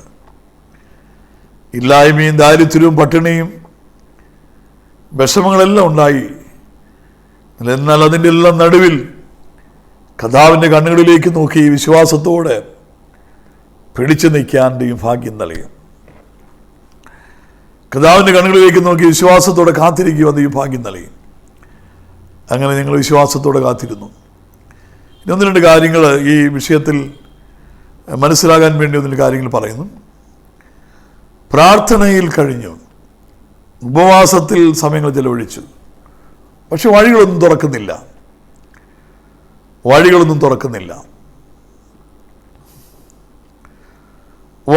തുറക്കുന്നില്ല. പക്ഷെ പ്രാർത്ഥന നടക്കുന്നുണ്ട്. സാധ്യതകളൊന്നുമില്ല, പക്ഷെ കണ്ണുനീരുണ്ട്, ഉപവാസമുണ്ട്. ദൈവങ്ങളൊന്നും നടക്കുന്നില്ലെങ്കിലും, ഒന്നും തുറക്കുന്നില്ലെങ്കിലും, ഒന്നും അനുകൂലമായി കാണുന്നില്ലെങ്കിലും പ്രാർത്ഥന നടക്കുന്നുണ്ടോ? കണ്ണുനീരൊഴുകുന്നുണ്ടോ? ദൈവത്തെ കാത്തിരിക്കുന്നുണ്ടോ? അങ്ങനെയെങ്കിൽ ദൈവത്തിൻ്റെ ആത്മാവ് പറയുന്നു, വെറുതെ ആകത്തില്ല. നിന്റെ കണ്ണുകൊണ്ട് നീ ചിലത് കാണാൻ പോവുകയാണ്. ദൈവം നിന്നെ ചില കാര്യങ്ങൾ കാണിക്കാൻ വേണ്ടി പോവുകയാണ്. എൻ്റെ ജീവിതത്തിൽ ഞാൻ ചില കാര്യങ്ങൾ പെട്ടെന്ന് പറഞ്ഞു തീർക്കുകയാണ്. അങ്ങനെ ഇരിക്കുന്ന ഈ കാലയളവിൽ ഒരാൾ എൻ്റെ അടുക്കൽ വന്നിട്ട്, അപ്പോൾ ആ വഴികളൊന്നും എനിക്ക് തുറക്കുന്നില്ല. ഒരാൾ എൻ്റെ അടുക്കൽ വന്നിട്ട് എന്നോട് പറഞ്ഞു, എന്നെ സഹായിക്കാൻ വേണ്ടി വന്ന ഒരാൾ പറഞ്ഞു, ഭിക്ഷക്കാരുടെ ഇടയിലും ആദിവാസികളുടെ ഇടയിലും ചേരി നിവാസികളുടെ പ്രവർത്തിക്കുന്ന സംഘടനയുണ്ട്, അതിൽ പ്രവർത്തിക്കാൻ പോയാൽ നല്ലതാണ്. അതിന് ബ്രദറിന് ഭിക്ഷക്കാരുടെ ഇടയിൽ പോയാൽ ബ്രദർ രക്ഷപ്പെടും എന്ന് പറഞ്ഞു. ഭിക്ഷക്കാരുടെ ഇടയിൽ പോയാൽ ഇയാൾ രക്ഷപ്പെടുമെന്നൊരു ചിന്ത പറഞ്ഞു. എനിക്ക് തോന്നി അതൊത്തിരി നല്ലതായിരിക്കും. കഥാടി ശ്രോത്രം ചെയ്തു. അതൊത്തിരി നല്ലതായിരിക്കും, എനിക്ക് അത് ചെയ്യാൻ പറ്റുമെന്ന് ഞാൻ വിശ്വസിച്ചു. ഞാൻ അതിനു വേണ്ടി പോയി. അതിനുവേണ്ടി എന്ന് പറഞ്ഞാൽ എൻ്റെ ഇൻ്റർവ്യൂവിന് വേണ്ടി എന്നെ അതിനുവേണ്ടി ഒരു കാർഡ്, അദ്ദേഹത്തിന് മുതൽ എനിക്കൊരു കാർഡ് വന്നു. ആ കാർഡ് ഞാൻ കൈവച്ച് പ്രാർത്ഥിച്ച് ഒത്തിരി പ്രാർത്ഥിച്ച് അങ്ങനെ ആ ഇൻ്റർവ്യൂവിന് വേണ്ടി ചെന്നപ്പോൾ, ആ ഇൻ്റർവ്യൂവിന് പലരും വന്നിട്ടുണ്ട്. ഞാൻ ഒത്തിരി പ്രാർത്ഥിച്ച്, ഞാൻ എൻ്റെ വീട്ടിൽ നിന്ന് രാവിലെ വെളുപ്പാങ്കാലത്ത് എഴുന്നേറ്റ് അതിന് വേണ്ടി ഒത്തിരി മുട്ടുമേലിരുന്ന് പ്രാർത്ഥിച്ചിട്ടൊക്കെ ഞാൻ പോയത്. പക്ഷെ അവിടെ ചെന്നപ്പോൾ ആ ഇൻ്റർവ്യൂവിൽ പോകുമ്പോൾ എൻ്റെ ചിന്ത ഇങ്ങനെ ഭിക്ഷക്കാരുടെ ഇടയിൽ കയറി, ആദിവാസികളുടെ ഇടയിൽ കയറി, ചേരിവാസികളുടെ ഇടയിൽ കയറി, പിന്നെ നാട്ടിൽ അങ്ങനെയൊക്കെ ചിന്തിച്ചാൽ പോയെങ്കിലും അവിടെ ചെന്നപ്പോൾ ആ വാതിൽ, ആ വഴി എനിക്ക് വേണ്ടി തുറന്നില്ല. അതെനിക്ക് നടപ്പായി വന്നില്ല. ആ ഇൻ്റർവ്യൂവിൽ ഞാൻ ആഗ്രഹിച്ചു ആശിച്ചു പോയെങ്കിലും എനിക്കത് സാധ്യമായില്ല. ഞാൻ മടങ്ങി വരുന്ന വഴിക്ക് അതേ ബസ്സിൽ കമ്പിയെ തൂങ്ങി ഞാനിങ്ങനെ വരികയാണ്. അപ്പം ഞാൻ ദൈവത്തിൽ ചോദിച്ചു, ഭിക്ഷക്കാരുടെ ഇടയിൽ സാധ്യതയില്ലെങ്കിൽ എന്നാൽ പിന്നെ എനിക്കിനി എവിടെയായി ഇനി സാധ്യതയുള്ളത്? അപ്പോൾ ദൈവം ആ ബസ്സിൽ ഞാനിങ്ങനെ മുകളിലോട്ട് നോക്കി കരഞ്ഞുകൊണ്ടാണ് പറയുന്നത്. ദൈവം എൻ്റെ ഉള്ളിൽ പറഞ്ഞൊരു വാക്കുണ്ട്, നിന്നെ വിളിക്കും മുമ്പേ നിന്നെ എന്തിനു വിളിച്ചെന്ന് അറിയുന്ന ദൈവത്തെയാണ് നീ സേവിക്കുന്നത്. എങ്കിലും നിങ്ങൾ ദൈവത്തെ അറിയുന്ന ഞാൻ ഉറച്ചു നിന്ന് വീര്യം പ്രവർത്തിക്കും. നീ വിശ്വസിച്ചാൽ നീ ദൈവത്തിൻ്റെ മുഖത്തും കാണും. ഞാനിങ്ങനെ ആളുകൾ കാണാതെ മുകളിലോട്ട് തന്നെ നോക്കി ഒത്തിരി കണ്ണുനീരൊഴുക്കി ഞാൻ കരഞ്ഞു. ഞാനതിന് രണ്ടും ചേർത്ത് പറയുകയാണ്. കർത്താവിന് സ്തോത്രം ചെയ്യുന്നു. ഞാനിതിൻ്റെ ഒരു വ്യത്യാസം, ഇതിൻ്റെ ഇത് അഹങ്കാരം മറ്റൊന്നും പറയാനല്ല. ദൈവം വരുത്തുന്ന വ്യത്യാസങ്ങൾ, സ്ഥിതിമാറ്റത്തെക്കുറിച്ച് നിങ്ങൾ മനസ്സിലാക്കാൻ വേണ്ടി ഞാനിത് മിക്സ് ചെയ്ത് പറയുന്നു മാത്രം. ഞാൻ പിന്നീട് ഈ സംഘടനയിലെ പാസ്റ്റേഴ്സ് സെമിനാറിൽ പ്രസംഗിക്കാൻ എനിക്ക് ചില അവസരങ്ങളുണ്ടായി. അപ്പം ഞാൻ പറയുന്ന ഒരു കാര്യം നിങ്ങൾ മനസ്സിലാക്കണം. പ്രാർത്ഥിക്കുന്നവൻ്റെ ഭാവി തീരുമാനിക്കുന്നത്, പ്രാർത്ഥിക്കുന്നവൻ്റെ ജീവിതത്തെ തീരുമാനപ്പെടുത്തുന്നത് മനുഷ്യരല്ല, ഏതെങ്കിലും നേതാക്കന്മാരല്ല, സഭക്കാരല്ല, സംഘടനക്കാരല്ല, സ്വർഗത്തിലെ ദൈവമാണ്. ദൂത് നിങ്ങൾ മനസ്സിലാക്കാൻ വേണ്ടി പറയുന്നു. പ്രാർത്ഥന മുടങ്ങാതിരിക്കുന്നെങ്കിൽ, ദൈവത്തെ കാത്തിരിക്കുന്നെങ്കിൽ, നീ ആഗ്രഹിക്കുന്നതും കണക്കൂട്ടുന്നതും പ്രതീക്ഷിക്കുന്ന പലതും നടക്കുന്നില്ലെങ്കിലും, വഴി അടയുന്നെങ്കിലും, ദൈവം നിനക്ക് വേണ്ടി അതിശ്രേഷ്ഠമായ ഒരു വഴി ദൈവം ഒരുക്കിയിട്ടുണ്ട്. കഥാണ് സ്തോത്രം ചെയ്യുന്നു. അത് കഴിഞ്ഞ് ഞാൻ തിരിച്ച് എന്നെ വന്നപ്പോൾ, അന്ന് ഈ ആത്മീയാത്രയുടെ ഓൾ നൈറ്റ് പ്രേ നടക്കുന്ന കാലമാണ്. അന്ന് ഈ പാസ്റ്റേഴ്സിനൊക്കെ അവരെ കുറച്ച് സപ്പോർട്ടൊക്കെ ആദ്യകാലങ്ങളിൽ കൊടുക്കുന്നുണ്ടായിരുന്നു. അന്ന് എല്ലാ മാസവും ഒരു സ്ഥലത്ത് നിന്ന് ഉപവാസ പ്രാർത്ഥന കഴിയും, അല്ലെ ഓൾ നൈറ്റ് പ്രയർ കഴിയും, അവർക്ക് സപ്പോർട്ട് കൊടുക്കുക. അങ്ങനെ അവർ തിരിച്ചു പോകും. അങ്ങനെ ഒരു പാസ്റ്റർ, ഒരു ബൈക്കൊക്കെ ഉള്ളൊരു പാസ്റ്റർ അദ്ദേഹം ഇന്ന് നിത്യതയിൽ ചേർക്കപ്പെട്ടു. ആ കഥാനുദാസൻ എന്നെയും കൂട്ടി മൂവാറ്റുപുഴയിൽ ബൈക്കിൽ എന്നെ കയറ്റി മൂവാറ്റുപുഴയിൽ കൊണ്ടുപോയി. മൂവാറ്റുപുഴയിൽ ഒരു ഓൺലൈൻ പ്രയർ കഴിഞ്ഞു രാവിലെ ആ പാസ്റ്റർ എന്നെ സ്നേഹിക്കുന്നത് കൊണ്ട് അദ്ദേഹം ആത്മീയാത്ര ചുമതല വഹിക്കുന്നൊരു വലിയ മനുഷ്യൻ അദ്ദേഹത്തോട് പറഞ്ഞു, ഈ ബ്രദർ കർത്താവിൻ്റെ വേലയ്ക്ക് വെളിയുള്ള ആളാണ്, ഇദ്ദേഹത്തിന് വലിയ താല്പര്യമാണ്, സാർ എന്തെങ്കിലും സപ്പോർട്ട് ഇദ്ദേഹത്തിന് കൊടുക്കാമെങ്കിൽ വലിയ ഉപകാരമാണ്. അതുകൊണ്ട് പുള്ളി ഭയങ്കര താല്പര്യമുണ്ട്. അങ്ങനെയൊക്കെ എന്നെക്കുറിച്ച് എനിക്കൊരു അവസരം കിട്ടാൻ വേണ്ടി, എനിക്കൊരു സഹായം എന്തെങ്കിലും കിട്ടാൻ വേണ്ടി വളരെ സ്നേഹത്തോടെ, ഞാൻ പറഞ്ഞിട്ടൊന്നുമല്ല, പക്ഷേ എന്നെ സ്നേഹിക്കുന്നുണ്ട് ആ ദൈവദാസൻ ഇങ്ങനെ പറഞ്ഞു. ഉടനെ അതിൻ്റെ ചുമതല വഹിക്കുന്ന ആ വലിയ മനുഷ്യൻ എൻ്റെ അടിമുടി നോക്കിയിട്ട് എന്നോട് ചോദിച്ചു, എന്തോരം പഠിച്ചെന്ന് ചോദിച്ചു. അപ്പം ഞാൻ എൻ്റെ ഡിഗ്രി പറഞ്ഞു കൊടുത്തു. ആ പുള്ളിക്ക് അപ്പോൾ ആ പാടെ അങ്ങ് ദേഷ്യവും വിഷമവും സങ്കടവും ഏതാണ്ട് എന്ന് പറഞ്ഞാൽ എന്നോടല്ല ദൈവത്തോടാണ് എന്നെനിക്ക് തോന്നി. ദൈവം എവിടെ നോക്കിയായി വിളിക്കുന്നത്, കാണുന്ന അവൻ ഇവനൊക്കെ കയറി വേലയ്ക്ക് വിളിച്ചു കഴിഞ്ഞാൽ എന്തിനു കൊള്ളാം എന്നുള്ള അർത്ഥത്തിലായി. ഒരു കാര്യം ചെയ്യും, ഞങ്ങളൊരു ബോട്ട് കൊച്ചി, വൈക്കം, മുൻപ് തീരദേശങ്ങളിൽ ഓടുന്നൊരു ബോട്ടുണ്ട്. തീരദേശങ്ങൾ സുവിശേഷം അറിയിക്കുന്ന ഒരു ടീമായിട്ടുണ്ട്. ആ ബോട്ടിൽ ദൈവദാസന്മാർക്ക് അരി വെച്ച് കൊടുക്കാനായിട്ട് ഒരാളെ ആവശ്യമുണ്ട്. ഒരു 350 രൂപ ഹെൽപ്പ് കിട്ടും. അങ്ങനെ എൻ്റെ മുഖത്ത് സൂക്ഷിച്ച് നോക്കിയിട്ട് പറഞ്ഞു, അതിലും വലിയ ശുശ്രൂഷയൊന്നും പ്രതീക്ഷിക്കരുത്. ഏതൊരു വലിയ ശുശ്രൂഷയാണ് പാസ്റ്റർമാർക്ക് അരി വെച്ച് കൊടുക്കുക, ആഹാരം ഉണ്ടാക്കി കൊടുക്കുക. അപ്പം ഞാൻ പറഞ്ഞു, എന്നോട് ദൈവം ബസ്സിൽ വെച്ച് പറഞ്ഞ വാക്ക് വെച്ചിട്ട് ഞാൻ പറഞ്ഞു, സാറേ അതുപോലത്തെ ഒരു ജോലി എനിക്കുണ്ടായിരുന്നു, അത് വിട്ടിട്ടാണ് ഞാൻ ഇറങ്ങിയത്. എന്നെ വിളിക്കും മുമ്പ് എന്നെ എന്തിനു വിളിച്ചെന്ന് അറിയുന്നത് ദൈവത്തെയാണ് സാറേ ഞാൻ സേവിക്കുന്നത്. ഓക്കെ, ഞാനിപ്പോൾ എത്ര മനസ്സിലായി. പിന്നീട് ഞാൻ ഈ രണ്ടും കൂടെ ഒരുമിച്ച് പറയുമ്പോൾ കാലഘട്ടങ്ങൾ വ്യത്യാസം ഉണ്ടെങ്കിൽ ഞാൻ ഒരുമിച്ച് പറയാം. തിരുവല്ലായിൽ വെച്ച് IPC ചർച്ചകോട്, ഷാരോൻ, AG ഇങ്ങനെയുള്ള ന്യൂൻ്റെ തുടങ്ങിയുള്ള ചർച്ചകൾ ചേർത്തിട്ട് യോഗം നടത്തി. അതിന് എല്ലാ സംഘടനയിലും പാസ്റ്റർമാർ ശുശ്രൂഷയ്ക്ക് വേണ്ടി ക്ഷണിക്കപ്പെട്ടിട്ടുണ്ടായിരുന്നു. ആ യോഗത്തിൽ ഷാരോൻ്റെ ഭാഗത്ത് ശുശ്രൂഷിക്കുവാൻ ബോസൻ ഗുരുവിള എന്ന പാസ്റ്റർ പറഞ്ഞ മുഖാന്തരം എനിക്കൊരു അവസരം കിട്ടി. ഒരു ദിവസം രാത്രിയും പകലും ഞാനായിരുന്നു. ആ ശുശ്രൂഷ കഴിഞ്ഞ് ഞാൻ പ്രാർത്ഥിക്കാൻ വേണ്ടി ചില ആൾക്കാർ മുന്നോട്ട് വന്നപ്പോൾ ഞാൻ നോക്കിയപ്പോൾ അന്ന് ഈ ആത്മയാത്രയിൽ എന്നോട് അരി വയ്ക്കാൻ പോകാൻ പറഞ്ഞ പാസ്റ്റർ പ്രാർത്ഥിക്കാൻ വേണ്ടി ലൈനിൽ വന്ന് നിൽക്കുക. അപ്പോൾ ഞാൻ അദ്ദേഹത്തിൻ്റെ തലയിൽ ഇങ്ങനെ കൈവച്ച് പ്രാർത്ഥിച്ചു പറഞ്ഞു, ദൈവമേ, ഇദ്ദേഹം പറഞ്ഞു കേട്ടെന്ന് അരി വയ്ക്കാൻ പോയായിരുന്നെങ്കിൽ ഇപ്പോൾ ഇയാളുടെ തലയിൽ എന്ത് വയ്ക്കുമായിരുന്നു ഞാൻ ചിന്തിച്ചു പോയി. അഹങ്കാരം പറയല്ല, ആശ്രയിക്കുന്നവൻ്റെ ജീവിതത്തിൽ, പ്രാർത്ഥിക്കുന്നവൻ്റെ ജീവിതം, അവൻ്റെ ഭാവി മറ്റാരും തീരുമാനിക്കുന്നതല്ല. പ്രാർത്ഥിക്കുന്നവൻ്റെ ഭാവി ഇതേ ഒക്കൂ എന്നൊന്നും പറയാൻ ആർക്കും ആവില്ല. നിനക്കിതിൽ കൂടുതൽ നടക്കില്ലെന്ന് പറയാനൊന്നും ആരെയും ദൈവം അനുവദിക്കുകയില്ല. എൻ്റെ ഭാവി ദൈവത്തിൻ്റെ കയ്യിലാണ്, നിങ്ങളുടെ ഭാവി ദൈവത്തിൻ്റെ കയ്യിലാണ്. അതെങ്ങനെയാകുമെന്നുള്ളതിൻ്റെ അടയാളം പ്രാർത്ഥനയിലാണ് അറിയുന്നത്, സമർപ്പണത്തിലാണ് അറിയുന്നത്, വചനത്തോട് പ്രതികരിക്കുന്ന രീതിയിലാണ് അറിയുന്നത്. അത് കഴിഞ്ഞ് പിന്നെ ഞാൻ എൻ്റെ പഴയ സ്ഥിതിയിൽ എനിക്ക് വഴികളൊന്നുമില്ല. അപ്പോൾ ഒരു പാസ്റ്റർ എന്നോട് പറഞ്ഞു, ബൈബിൾ കോളേജിൽ പഠിക്കണം ബ്രദറെ, അല്ലാതെ ഒരു രക്ഷയില്ല. അങ്ങനെ ഞാൻ ഷാരോൺ ചർച്ചിലെ മെമ്പർ എന്ന നിലയിൽ ഷാരോനിലൊരു പാസ്റ്റർ എന്നെ ബൈബിൾ കോളേജ്, അപ്പോൾ എന്നോട് എന്ത് പറഞ്ഞാലും ഞാൻ റെഡിയാണ്, എനിക്ക് അവസരം കിട്ടത്തില്ലെന്നേ ഉള്ളൂ. അപ്പോൾ ആ പാസ്റ്റർ മുഖാന്തിരം നമ്മുടെ തിരുവല്ലയിലുള്ള ഷാരോൻ ബൈബിൾ കോളേജിൽ പഠിക്കാൻ വേണ്ടി എന്നെ കൊണ്ടുപോയി. അഡ്മിഷൻ മേടിച്ചു തരാമെന്നുള്ള ഉറപ്പൊക്കെ പറഞ്ഞ് എന്നെ കൊണ്ടുപോയി. അവിടെ ചെന്നപ്പോൾ അവിടെ ഒരു സാറ്, ആ സാറിപ്പോൾ അവിടെ ഇല്ല, സ്വതന്ത്രം, ഒരു ബഹുമാന്യനായ സാർ. ആ സാറ്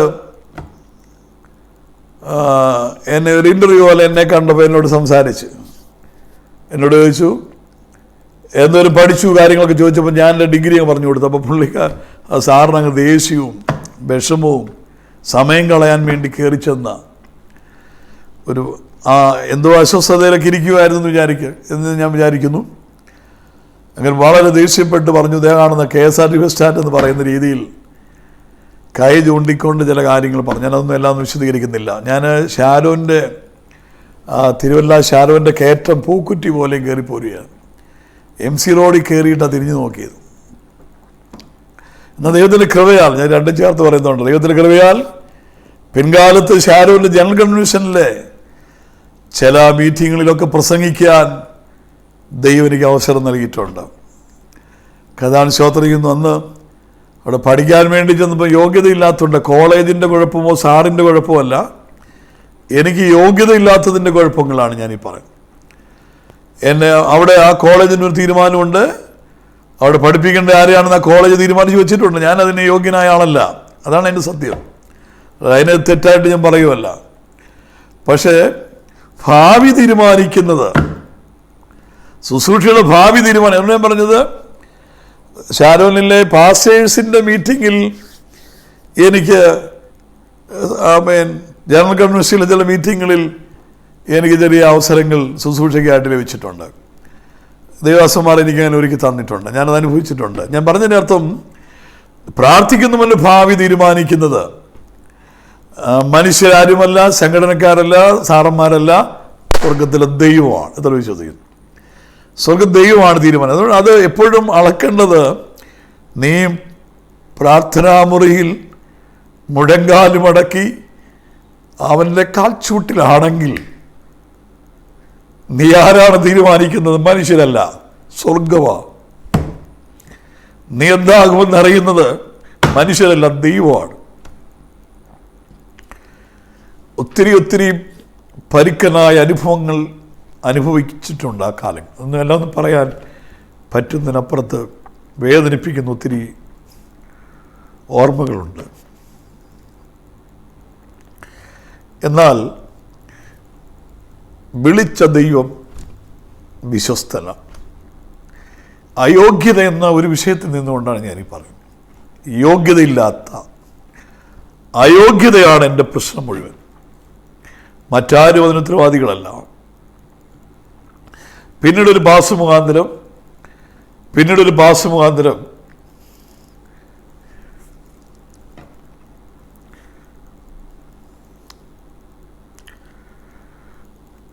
കുറച്ച് നാൾ കഴിഞ്ഞപ്പോൾ വേറൊരു പാസ് മുഖാന്തരം പെരുമ്പാവൂരുള്ള IPCയുടെ KN ജോസഫ് പാസ്റ്റർ നടത്തുന്ന പോഞ്ഞാശ്ശേരിയിലുള്ള ബൈബിൾ കോളേജുണ്ട്. ഒരു പാസ്റ്റർ എന്നോട് പറഞ്ഞു, നയനാമ്പിൽപ്പൻ എന്ന് പറയുന്നൊരു പാസ്റ്റർ എന്നോട് പറഞ്ഞു. അദ്ദേഹം എന്നെ 1-2 ഉപവാസപ്രാർത്ഥനകളെല്ലാം വെച്ച് കാണുകയും പ്രാർത്ഥിക്കുകയും ചെയ്തപ്പോൾ അദ്ദേഹം പറഞ്ഞു, ബ്രദർ പോയി ബൈബിൾ കോളേജിൽ പോയി. ഞാൻ പറഞ്ഞു, എനിക്ക് അവസരമില്ല.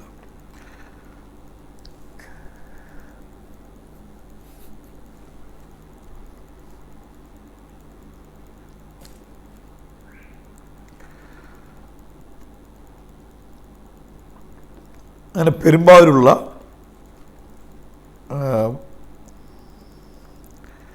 ബൈബിൾ കോളേജിൽ പുള്ളി അഡ്മിഷൻ മേടിച്ചു തരാമെന്ന് പറഞ്ഞാൽ ഞാനിങ്ങനെ എൻ്റെ സാക്ഷികളിൽ ഇങ്ങനെ ഒരു ജോക്ക് രൂപത്തിലാണ് അതാണ് പറയുന്നത്. കാരണം അങ്ങനെ പറഞ്ഞില്ലെങ്കിൽ പ്രശ്നമാണ്. അതുകൊണ്ടാണ് ഒരു തമാശ രൂപത്തിലാക്കി ഇത് പറയാറുള്ളത്. അതല്ല, അപ്പം പോഞ്ഞാശ്ശേരിയിൽ ചെന്നു. സ്വത്രം പോഞ്ഞാശ്ശേരിയിൽ ചെന്നപ്പോൾ ഞാനിങ്ങനെ നിൽക്കുമ്പോൾ വേറൊരാളെ കണ്ടു. അപ്പോൾ ഞാൻ പുള്ളി അടുത്ത് വന്നിട്ട് ചോദിച്ചു,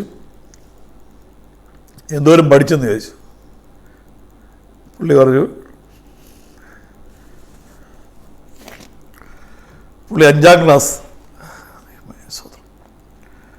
അപ്പോൾ എനിക്ക് തോന്നി, എനിക്ക് 6 ഉണ്ടല്ലോ, അപ്പോൾ എന്നെ പോലുള്ളവന്മാരും വരുന്നുണ്ടെന്ന് മനസ്സിലായി. ആ ഇൻ്റർവ്യൂവിന്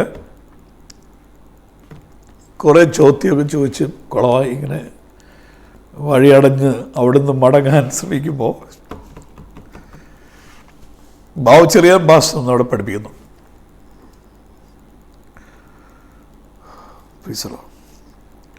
ബാവുച്ചെറിയാൻ ഭാഷ അവിടെ ഉണ്ടായിരുന്നു. അപ്പോൾ ഇൻ്റർവ്യൂവിൽ ഞാനിങ്ങനെ പൊളിഞ്ഞിരിക്കുന്ന ഇങ്ങനെ പുറത്തോട്ട്,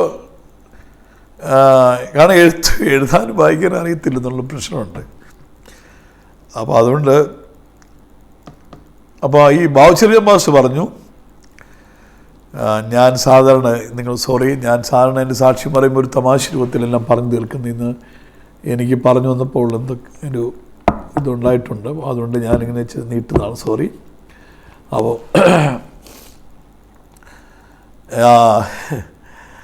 അപ്പം ബാവുച്ചെറിയാൻ ഭാഷ പറഞ്ഞു, ഇയാൾക്കൊരു വിളിയുണ്ടെന്ന് തോന്നുന്നു, ഇയാൾക്കൊരു 2-3 മാസം 1-2 മാസം അവസരം കൊടുക്ക്, ശരിയാവുകയാണെങ്കിൽ നമുക്ക് പഠിപ്പിക്കില്ലെങ്കിൽ നമുക്ക് പറഞ്ഞു വിടാം. ഞാനിങ്ങനെ പറഞ്ഞ് എങ്ങനെയോ ബാവുച്ചെറിയാൻ ഭാഷ എന്നെ കണ്ടപ്പോൾ ഒരു താല്പര്യം തോന്നി, എന്നെ പിടിച്ച് തള്ളി. അങ്ങനെ ഞാൻ പെരുമ്പാവൂർ പോഞ്ഞാശ്ശേരി ബൈബിൾ കോളേജിൻ്റെ അകത്ത് കയറി പറ്റി. 2 വർഷത്തെ കോഴ്സാണ്, ഞാൻ 6 മാസം പഠിച്ചോളൂ. എൻ്റെ എല്ലാം ഈ 6-ൽ നിൽക്കുന്നത് കൊണ്ട്, സ്വത്രം എൻ്റെ എല്ലാം ഈ 6-ൽ നിൽക്കുന്നത് കൊണ്ട് ഞാൻ എൻ്റെ പ്രശ്നങ്ങൾ, എൻ്റെ വിഷമങ്ങളെല്ലാം ഭയങ്കര, എൻ്റെ വീട്ടിലെ സാഹചര്യങ്ങളൊക്കെ ഭയങ്കര ദയനീയം. അതുകൊണ്ട് എനിക്ക് അങ്ങ് തുറന്ന് പഠിക്കാൻ പറ്റുന്നില്ല. പക്ഷെ പഠിക്കുന്ന സമയം 6 മാസം പഠിച്ചെങ്കിൽ 6 മാസം കഴിച്ചിട്ടുള്ള ദിവസത്തേക്കാൾ കൂടുതൽ ഊസിച്ച ദിവസങ്ങളാണ്. ഓരോ മൂലയും, അത് 2 ഹോള് മാത്രമുള്ള കോളേജിന്, അല്ല ഒത്തിരി റൂമുകളൊന്നുമില്ല, ചെറിയ 2 ഹോളുകൾ. അല്ലൊന്നിൽ ഇന്ന് ക്ലാസ് ഒന്നിൽ എല്ലാവരും ലൈനായിട്ട് കിടക്കുന്ന അങ്ങനത്തെ ഒരു സമയമാണ് അന്ന്. എനിക്ക് ഓരോ മൂലയാണ്, ഓരോ മൂലയിലേക്ക്, കാരണം പ്രാർത്ഥിക്കുന്നത് ഓരോ മൂലയിലേക്ക് തിരിഞ്ഞിരുന്നാണ്. എല്ലാവരും ചിരിക്കുകയും കളിക്കുകയും വർത്തമാനം പറയുമ്പോഴൊക്കെ ഞാനിങ്ങനെ ഓടി ഓരോ മൂലയിലേക്ക് പോയി മൂലയിലിരുന്ന് ഇങ്ങനെ മുട്ടയിലിരുന്ന് പ്രാർത്ഥിക്കും. കഴിച്ച ദിവസത്തേക്കാൾ കൂടുതൽ ഉപസിച്ച ദിവസങ്ങളാണ്. കഥാത്സവം ഇങ്ങനെ 6 മാസം കഴിഞ്ഞപ്പോൾ ഞാൻ നിർത്തിപ്പോരാൻ വേണ്ടി ശ്രമിക്കുക, കാരണം നിൽക്കാൻ പറ്റുന്നില്ല, പ്രശ്നങ്ങളാണ്. മാത്രമല്ല പരീക്ഷ എഴുതി, സാറന്മാർ പരീക്ഷ എഴുതുമ്പോൾ ഞാൻ പരീക്ഷ എഴുതി കൊടുക്കുമ്പോൾ അവിടെ സാറന്മാർക്ക് വായിക്കാൻ അറിയത്തില്ല. സാറന്മാർക്ക് വായിക്കാൻ അറിയില്ലാത്തല്ല, എൻ്റെ വായിക്കാൻ പറ്റത്തില്ല, അറബി എഴുതിയേക്കുന്ന പോലെയൊക്കെയാണ്. അപ്പോൾ അവരിങ്ങനെ ചുമന്ന മഷിയിൽ ഇങ്ങനെ എക്സ് പോലെ ഇങ്ങനെ വരച്ച് കയറും. കാരണം ഞാൻ അതൊരു ഫുൾ മാർക്കായിട്ടങ്ങ് എടുക്കുമായിരുന്നു. അതാണ് സ്വന്തം. പക്ഷേ 6 മാസം ഈ അടുത്ത കാലത്ത് ഞാനും എൻ്റെ ഭാര്യയും കൂടി ഇവിടെ നോർത്ത് റെയിൽവേ സ്റ്റേഷനിൽ നിൽക്കുമ്പോൾ ട്രെയിനിൻ്റെ പുറകിൽ ഇങ്ങനെ എക്സ് പോലെ ഇങ്ങനെ വരച്ച് വെച്ചേക്കും. അപ്പം ഞാൻ പറഞ്ഞു, കണ്ടോളൂ എൻ്റെ മാർക്ക് കിടക്കുന്നുണ്ടോ, അന്ന് പോഞ്ഞാശ്ശേരിയിൽ നിന്ന് കിട്ടിയ മാർക്കിൻ്റെ വില സ്വന്തം എന്ന് പറഞ്ഞ പോലെ. പക്ഷേ 6 മാസം കഴിഞ്ഞപ്പോൾ എനിക്ക് നിൽക്കാൻ പറ്റാതെ എൻ്റെ ബുദ്ധിമുട്ടുകൾ ഭയങ്കരമായപ്പോൾ ഞാൻ അവിടെ ഇട്ടിട്ട് പോരുകയാണ്. അന്നും ബാവുച്ചെറിയാൻ ഭാഷ കോളേജിൽ അന്നുണ്ടായിരുന്നു, പഠിപ്പിക്കുന്നുണ്ടായിരുന്നു. വേറെ ആരും ഒന്നും ഉണ്ടായില്ല. അപ്പോൾ ഞാൻ ചെന്നിട്ട് സാറിനോട് പറഞ്ഞു, സാറേ ഞാൻ പോവാം, എനിക്ക് നിൽക്കാൻ പറ്റുന്നില്ല, എനിക്ക് ഒത്തിരി പ്രശ്നങ്ങളുണ്ട് എന്നൊക്കെ പറഞ്ഞു. അപ്പോൾ അദ്ദേഹം ഒരു ദിവസമായിട്ട് ചിരിച്ചുകൊണ്ട് എന്നെ പറഞ്ഞു, എൻ്റെ ബ്രദറെ, ഇയാളെ ഈ വയലിൽ കണ്ടെങ്കിൽ കൊള്ളായിരുന്നു, ഈ വയലിൽ ഇയാളെ കണ്ടെങ്കിൽ കൊള്ളായിരുന്നു, പക്ഷേ കാണാൻ സാധ്യത തീരെ കുറവാണ്. കാരണം ഈ രീതിയിൽ പഠിച്ച് പൂർത്തീകരിച്ച് പോയ പലരും വിജയിക്കുന്നില്ല, പിന്നെ പഠിക്കാതെ പോയ എങ്ങനെ വിജയിക്കുന്നത്? അതുകൊണ്ട് നിർത്താൻ വേണ്ടിയിട്ട് എന്നെ ഉത്സാഹിപ്പിക്കാൻ വേണ്ടി പറഞ്ഞു, എങ്ങനെയെങ്കിലും പിടിച്ചു നിൽക്കുക, ഇയാളെ വയലിൽ കണ്ടെങ്കിൽ കൊള്ളായിരുന്നു, പോക്ക് കണ്ടിട്ട് തീരെ സാധ്യതയില്ല എന്നുള്ള രീതിയിൽ പറഞ്ഞു. ഞാൻ അതും കൂടെ ചേർത്ത് പറയുകയാണ്, ബാവുച്ചെറിയാൻ ഭാസ് ഞാനന്ന് പോന്നു, ഭാസ് പറഞ്ഞ് ഞാൻ പോന്നു. ബാവുച്ചെറിയാൻ ഭാസ് ലണ്ടനിൽ പോകുന്നതിന് മുമ്പ് ഞാൻ ലണ്ടനിൽ പോയി. ഞാൻ ലണ്ടനിൽ നിന്ന് ബാവുച്ചെറിയാൻ ഭാഷയെ ഫോണിൽ വിളിച്ചു. ഭാഷ അന്ന് പിറവത്താണ്. ഫോണിൽ വിളിച്ചു. ഭാഷ എടുത്തപ്പോൾ ഇതാരാന്ന് ചോദിച്ചു. നമ്മൾ സാറേ മണ്ടന്മാർ ലണ്ടനിൽ എന്ന് പറഞ്ഞു. അപ്പോൾ എന്നോട് ചോദിച്ചത് ജോണിക്കുട്ടിയല്ലേ എന്ന് ചോദിച്ചു. താനാണ് മണ്ടൻ ഞാനാണ് മണ്ടൻ ആലോചിച്ചുകൊണ്ട് ഞാനിരിക്കുമെന്ന് പറഞ്ഞു സ്വതന്ത്രം. പിന്നീട് പാർശ്വത്തിൽ ഞാനൊരു പാർശ്വത്തിൽ യാത്ര ചെയ്തിട്ടുണ്ട് അവിടെ. എന്നാൽ ഞാൻ അതിന് മുമ്പേ ഞാൻ പോയി എന്ന് പറഞ്ഞതിൻ്റെ അർത്ഥം അഹങ്കാരം പറഞ്ഞതല്ല. ദൈവമാണ് പ്രാർത്ഥിക്കുന്നവൻ്റെ വഴിയെ തീരുമാനിക്കുന്നത് എന്നാണ് ഈ പറഞ്ഞതിൻ്റെ അർത്ഥം. വിശ്വസിക്കുന്നവൻ്റെയും വചനത്തിന് പ്രതികരിക്കുന്നവൻ്റെയും ദൈവശബ്ദത്തിന് വേണ്ടി സ്റ്റെപ്പ് എടുക്കുന്നവൻ്റെയും കാത്തുകിടക്കുന്നവൻ്റെയും പ്രാർത്ഥനാമുറിയിൽ ദിനരാത്രങ്ങൾ ചെലവഴിക്കുന്നവൻ്റെ ഭാവി തീരുമാനിക്കുന്നത് ഒരഭിപ്രായവുമല്ല, ദൈവമാണ് തീരുമാനിക്കുന്നത്. എത്ര പേർക്ക് മനസ്സിലാവും? സമയം മുന്നോട്ട് പോയി. എന്നാൽ അടുത്ത 1-2 കാര്യങ്ങൾ ഞാൻ പറഞ്ഞിട്ട് ഞാൻ ബൈബിൾ കോളേജിൽ നിന്ന് വന്നു. പിന്നെ ഇങ്ങനെ ഉണ്ടല്ലോ, ഒരു സാധ്യതയൊന്നും ഇല്ലാതെ ഇങ്ങനെ നേരം പല നടക്കുക, പ്രാർത്ഥന ഉപവാസമായിട്ട് കഴിയുക. ഉപവാസം 21 ഇങ്ങനെയൊക്കെ 21 ഇങ്ങനെ വസിക്കുകയാണ്. 40 ഇങ്ങനെ ഉപവാസത്തിൽ കാണും.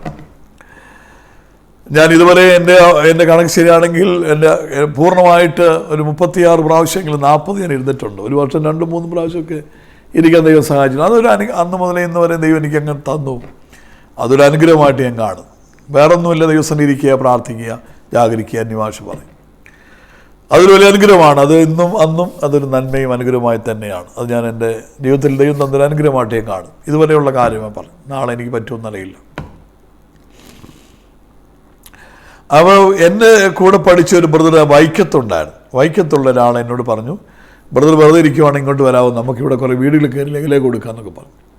അങ്ങനെ ഞാൻ ഈ ബ്രദറും വിളിച്ചതനുസരിച്ച് ഇവിടുന്ന് വൈക്കത്ത് ചെന്നു. പുള്ളിയുടെ വീട്ടിൽ താമസിച്ച് കുറേ വീടുകളെല്ലാം കയറി സുവിശേഷം പറയും, ലെഗിലേക്ക് കൊടുക്കുകയൊക്കെ ചെയ്തു. അങ്ങനെ മടങ്ങിപ്പോരാനായിട്ട് തീരുമാനിച്ചപ്പോൾ എന്നോട് പറഞ്ഞു, ഇന്ന് ഞങ്ങളുടെ ചർച്ചിലൊരു വിശ്വാസി വീട്ടിൽ കോട്ടേജ് മീറ്റിംഗ് ആണ്, അത് കഴിഞ്ഞിട്ട് പോകാമെന്ന് പറഞ്ഞു. ഞാൻ പറഞ്ഞു ഓക്കെ, കഴിഞ്ഞിട്ട് പോയാൽ പോരെയെന്ന് ചോദിച്ചു. ഞാൻ പറഞ്ഞു മതിയെന്ന് പറഞ്ഞു. അങ്ങനെ ഞങ്ങൾ 2 പേരും കൂടെ കൂടി, ആ ബ്രദർ ഇപ്പോൾ നോർത്ത് ഇന്ത്യയിൽ ഞങ്ങൾ പ്രവർത്തിക്കും, ഞങ്ങൾ 2 പേരും കൂടെ കൂടി ആ വീട്ടിലോട്ട് പോവുകയാണ്. ആ വീടിൻ്റെ അടുത്തൊരു പഴയ വീടാണ്. ഈ വെട്ടുകല്ലും കൊണ്ടൊക്കെ പണിതൊരു വീടാണ്, ഓടിട്ടൊരു വീടാണ്, തേച്ചിട്ടൊന്നും ഉള്ള വീടല്ല. അങ്ങനത്തെ ഒരു വീടാണ്, ചെറിയ വീടൊരു വീടാണ്. ഒരു ചെറിയ ചെരുവ് പോലെയുണ്ട്. അതിലിങ്ങനെ കയറ്റം കയറിയും ചെല്ലുമ്പോൾ ഞങ്ങൾ ഒന്നിച്ച് നടക്കുക ഇങ്ങനെ. അന്നേരം ഇവൻ എൻ്റെ ചെവിയിൽ രഹസ്യം പറയുന്ന പോലെ പറഞ്ഞു, നമ്മൾ പോകുന്ന ഈ വീട്ടിലെ മൂത്ത പെണ്ണിന് ഭ്രാന്താന്ന് പറഞ്ഞു. പെട്ടെന്ന് എനിക്ക് എന്താണെന്നറിയത്തില്ല, എനിക്ക് ഭ്രാന്തായ പോലെയായി. എനിക്കൊരു വലിയ ഭയം ഒന്ന് വന്ന് കയറി. പേടിക്കേണ്ട ഒരു കാര്യമില്ല, പിന്നെ എന്തിനാ പേടിക്കുന്നതെന്ന് ചോദിച്ചാൽ അറിയത്തില്ല, ഭയങ്കര ഭയം. ഇങ്ങനെ കയറി വരികയാണ്. ഞാനിരിക്കുന്ന പോലെ പാസ് ഇരിക്കുന്നു. ഞാനിങ്ങനെ ഒരു സൈഡിൽ കൂടെ കയറി വരുന്നു. പെട്ടെന്ന് കയറി വന്നപ്പോൾ തന്നെ ആ പാസ് എന്നോട് പറഞ്ഞു, ഇവിടെ എന്ന് പറഞ്ഞു. ഇച്ചിരി കട്ടിയുള്ള ഭാഷ, ശബ്ദമൊക്കെ ഉള്ള ഭാഷ. അവിടെ ഇരിക്കാൻ പറഞ്ഞു. ഞാൻ അവിടെ ഇരുന്നു. ഈ ബ്രദർ പോയി സൗരന്മാരുടെ കൂട്ടത്തിൽ പോയിരുന്നു. അതിനൊരു സൈഡിൽ സൗരന്മാർ, ഒരു സൈഡിൽ സൗരിമാരിങ്ങനെ ഇരിക്കുന്നു, ഒരു ചെറിയ നീളത്തിലുള്ളൊരു ഹോള്. അപ്പം ഞാൻ ഈ സൗരിമാരൊക്കെ അവിടെ ചെന്ന്, അപ്പോൾ എനിക്ക് പേടിയായിട്ട് രക്ഷയില്ല, കൈയും കാലും ഇങ്ങനെ പറയ്ക്കുക. എന്തിനാ പേടിക്കുന്നതെന്ന് വെച്ചാൽ അറിയത്തില്ല, ഭയം കൊണ്ട് ഇങ്ങനെ കൈയും കാലും പറയ്ക്കുക. അപ്പോൾ ഞാനിങ്ങനെ ഇരിക്കുന്ന ഈ ഭ്രാന്തിൻ്റെ കാര്യമൊക്കെ പറഞ്ഞുകൊണ്ട് ഞാൻ ഇരിക്കുന്ന സൗരിമാരെയെല്ലാം സൂക്ഷിച്ച് നോക്കി. ഇന്നത് സൂക്കേടുള്ള ആരെങ്കിലും ഉണ്ടോ എന്ന് നോക്കിയിട്ട് ആരെയും കണ്ടിട്ട് മനസ്സിലാവുന്നുമില്ല. എനിക്കാണ് ഈ കൈയും കാലിങ്ങനെ പേടി എന്ന് പറഞ്ഞാൽ എനിക്കറിയത്തില്ല എവിടെ നിന്ന് വന്നതെന്ന് അറിയത്തില്ല. അപ്പോൾ അവിടെ ഒരു വാതിൽ, ഇവിടെ ഒരു വാതിൽ. അപ്പോൾ അവിടെ വാതിലെന്ന് പറഞ്ഞാൽ വാതിലില്ല, കട്ടല മാത്രം വെച്ചിട്ടുള്ളൂ. പഴയ സാരിയൊക്കെ തയ്പ്പിച്ച് ഇങ്ങനെ കട്ടം പോലെ തൂക്കിയിട്ടിട്ടുണ്ട്. ഞാനിങ്ങനെ കണ്ണൊന്നും അടച്ചിട്ടില്ല. എനിക്കറിയാവുന്ന നാമം മുഴുവൻ പറഞ്ഞു, ഈലോരുടെയും ഭൂലോരുടെയും സ്വർലോരുടെയും അധോരുടെയും ഒക്കെ പറഞ്ഞുകൊണ്ടിങ്ങനെ ഇരിക്കുക. അപ്പോൾ അങ്ങനെ ഇരിക്കുമ്പോൾ ആ സുഖമില്ലാത്ത സഹോദരി കർട്ടൻ മാറ്റി എൻ്റെ നേരെ ഒരു നോട്ടം. എൻ്റെ തലയേക്കടെ കുപ്പിച്ചില് വീണതുപോലെ തോന്നി, വാരിയിട്ടതുപോലെ തോന്നി. അതുപോലത്തെ ഒരു പ്രത്യേക അവസ്ഥ. അപ്പം ഞാനിങ്ങനെ അവരെ സൂക്ഷിച്ച് നോക്കുക. അവർ വിചാരിക്കും ഇയാളെന്തിനാ എന്തെങ്കിലും നോക്കുന്നതെന്നാണ്. അവരങ്ങോട്ട് പോകുന്നു, തിരിഞ്ഞു നോക്കുന്നു, ഇങ്ങോട്ട് പോകുന്നു, തിരിഞ്ഞു നോക്കുന്നു. ഞാൻ അവർ പോകുന്നതനുസരിച്ച് നോക്കുന്നതനുസരിച്ച് ഞാനിങ്ങനെ അവരെ തന്നെ നോക്കുകയാണ്. ഇവർ വിചാരിക്കുന്നത് ഇയാളെന്തിനാ എന്തെങ്കിലും നോക്കുന്നതെന്നാണ്. എൻ്റെ വിചാരം ഇന്ന് തന്നെ മണ്ടയ്ക്ക് ചാടി വീഴും, ഇന്നിവിടെ എന്തെങ്കിലും സംഭവിക്കുന്നൊരു ചിന്തയാണ് എനിക്ക്. ഇങ്ങോട്ട് ഇപ്പോൾ വരും, എൻ്റെ മണ്ടയ്ക്ക് വീഴുമെന്നൊരു ചിന്ത എനിക്ക്. ആ സമയത്ത് ആ പാസ് എൻ്റെ കാലേ തോണ്ടി. അപ്പം ഞാൻ ഒന്നുകൂടെ ഞെട്ടി. പാസ് പറഞ്ഞു, ബ്രദർ 10 മിനിറ്റ് ദൈവം സംസാരിക്കുക. എനിക്കാണെങ്കിൽ ആകെ 5 മിനിറ്റേ ഉള്ളൂ. നന്ദിയോട് സ്വതന്ത്രം ഹല്ലേലൂയ. കണ്ണടച്ച് കണ്ണ് മൂക്ക് അടച്ചു പിടിച്ച് നന്ദിയോട് സ്വതന്ത്രം ഹല്ലേലൂയ, നന്ദിയോട് സ്വതന്ത്രം ഹല്ലേലൂയ, 3 ഹല്ലേലൂയ കഴിയുമ്പോൾ എൻ്റെ തീരും. അത്രയും നിലവിലുള്ളൂ. ഇന്നത്തെ ദിവസമാണെങ്കിൽ എഴുന്നേറ്റ് ഓടുന്ന പരുവത്തിരിക്കുക, അതും നടക്കൂല. അന്നേരം പാസ് പറയുക 10 മിനിറ്റ് ദൈവം സംസാരിക്കാൻ. ഈ പാസ്റ്റർമാർക്ക് ചില ദിവസം ദൂതില്ലാത്ത ദിവസമുണ്ട്. അന്നിങ്ങനെ വല്ലവരും വന്ന് വീണ് കഴിഞ്ഞാൽ അവൻ്റെ കൈക്കിരിക്കും. അതാണല്ലോ സഹോദരന്മാർക്കൊക്കെ അങ്ങനെ അന്ന് അവസരം കിട്ടുന്നത്. അപ്പോൾ ഈ പാസ്റ്റർ അന്ന് ദൂതില്ലാത്ത ദിവസത്തെ കണ്ടായിരുന്നു. പാസ്റ്ററിനോട് ഇല്ല, ബ്രദർ ബൈബിൾ കോളേജിൽ വന്നല്ലേ 10 മിനിറ്റ് ദൈവം സംസാരിക്കണം, കട്ടിയായിട്ട് പറയാം. എൻ്റെ അവസ്ഥ എനിക്ക് വല്ലതും പറയാൻ പറ്റുമോ? ഞാൻ പെട്ടെന്ന് എനിക്ക് തോന്നി ഇവിടെ ഇരുന്നാൽ ശരിയാവത്തില്ലെന്ന് തോന്നി. ഈ സൗണ്ട് കേൾക്കുന്ന പരപരാൻ സൗണ്ട് ചെയ്യുന്ന പ്ലാസ്റ്റിക് കൂടിനകത്ത് ബൈബിൾ ഇട്ടുകൊണ്ടാണ് പോയെ. സൗണ്ട് കേൾക്കാതെ പ്ലാസ്റ്റിക് കൂടിനകത്ത് ഈ ബൈബിളെല്ലാം കയറ്റി വെച്ച് പതുക്കെ മടക്കി എഴുന്നേറ്റ് ഇറങ്ങിപ്പോകാനായിട്ട് ഞാനങ്ങ് തീരുമാനിച്ചു. ഇവിടെ ഇരുന്നാൽ ശരിയാവത്തില്ല. എന്നാൽ അവനത് കൈ കാണിച്ചിട്ട് പോകാമെന്ന് വെച്ചാൽ നോക്കുന്നുമില്ല. ഞാനാണെങ്കിൽ എന്നോട് പ്രസംഗിക്കാൻ പറയുമെന്നുള്ള പേടി, ആ സ്ത്രീ അങ്ങോട്ടും ഇങ്ങോട്ടും നടക്കുന്നതിൻ്റെ പേടി, ഓരോരുത്തർ പ്രാർത്ഥിക്കുന്നതോറും എൻ്റെ വെപ്രാളം കൂടി വരുന്നു. ഞാൻ ആകാശവസനായി മാറി. ഒരു വല്ലാത്ത അവസ്ഥയിലേക്ക് എനിക്കൊരുമാതിരി എനിക്ക് വട്ടുപിടിച്ച പോലത്തെ സ്ഥിതിയിലേക്ക് ഞാൻ മാറി. ഉടനെ ഞാൻ ഇറങ്ങിപ്പോകാൻ തീരുമാനിച്ച സമയത്ത് എൻ്റെ പിടിയെല്ലാം വിട്ടപ്പോൾ ഞാൻ പിറുപിറുക്കുന്ന ഭാഷയിൽ എൻ്റെ വിഷമം സഹിക്കാൻ പറ്റാഞ്ഞിട്ട് ഞാൻ ദൈവത്തോട് ഇങ്ങനെ 1-2 വാക്കുകൾ ഇങ്ങനെ പറഞ്ഞു. അതൊരു പിറുപിറുപ്പിൻ്റെ ഭാഷയാണ് ഉപയോഗിച്ചെങ്കിലും ചങ്ക് തകർന്നിട്ട് പറയുമായിരുന്നു. ഞാൻ ചോദിച്ചു, എന്നെ എന്തിനാ ഇങ്ങനെ പടച്ചു വിട്ടേ? എന്നെ എന്തിനാ ഇങ്ങനെ പടച്ചു വിട്ടേ? വല്ലോടത്തും കൂലിവേല ചെയ്ത് ജീവിച്ച മനുഷ്യനല്ലേ. എൻ്റെ വേലയ്ക്ക് വാ എന്ന് പറഞ്ഞ് ഞാൻ വേലക്കിറങ്ങി. ഈ കണ്ട കാലം മുഴുവൻ ഞാൻ എത്ര വസിച്ചു, എത്ര ഏഴിരുന്നു, എത്ര 21 ഇരുന്നു. ഇത്രയും കാലം വസിക്കുകയും പ്രാർത്ഥന ചെയ്തിട്ട് എനിക്ക് തരാൻ നിനക്കൊന്നുമില്ലല്ലോ. പണ്ട് മാനസിക രോഗികളെ ഓടിച്ചിട്ട് പിടിച്ച് വലിച്ച് വണ്ടിയെ കയറ്റി ആശുപത്രി കൊണ്ടുള്ള ആളാണ്. ഇതൊരു മാനസിക രോഗിയുടെ ഇപ്പോൾ നിൽക്കാൻ കഴിയാത്ത ദുർബലനായി ഒരു ഭീരുവായി ഞാൻ മാറിയല്ലോ.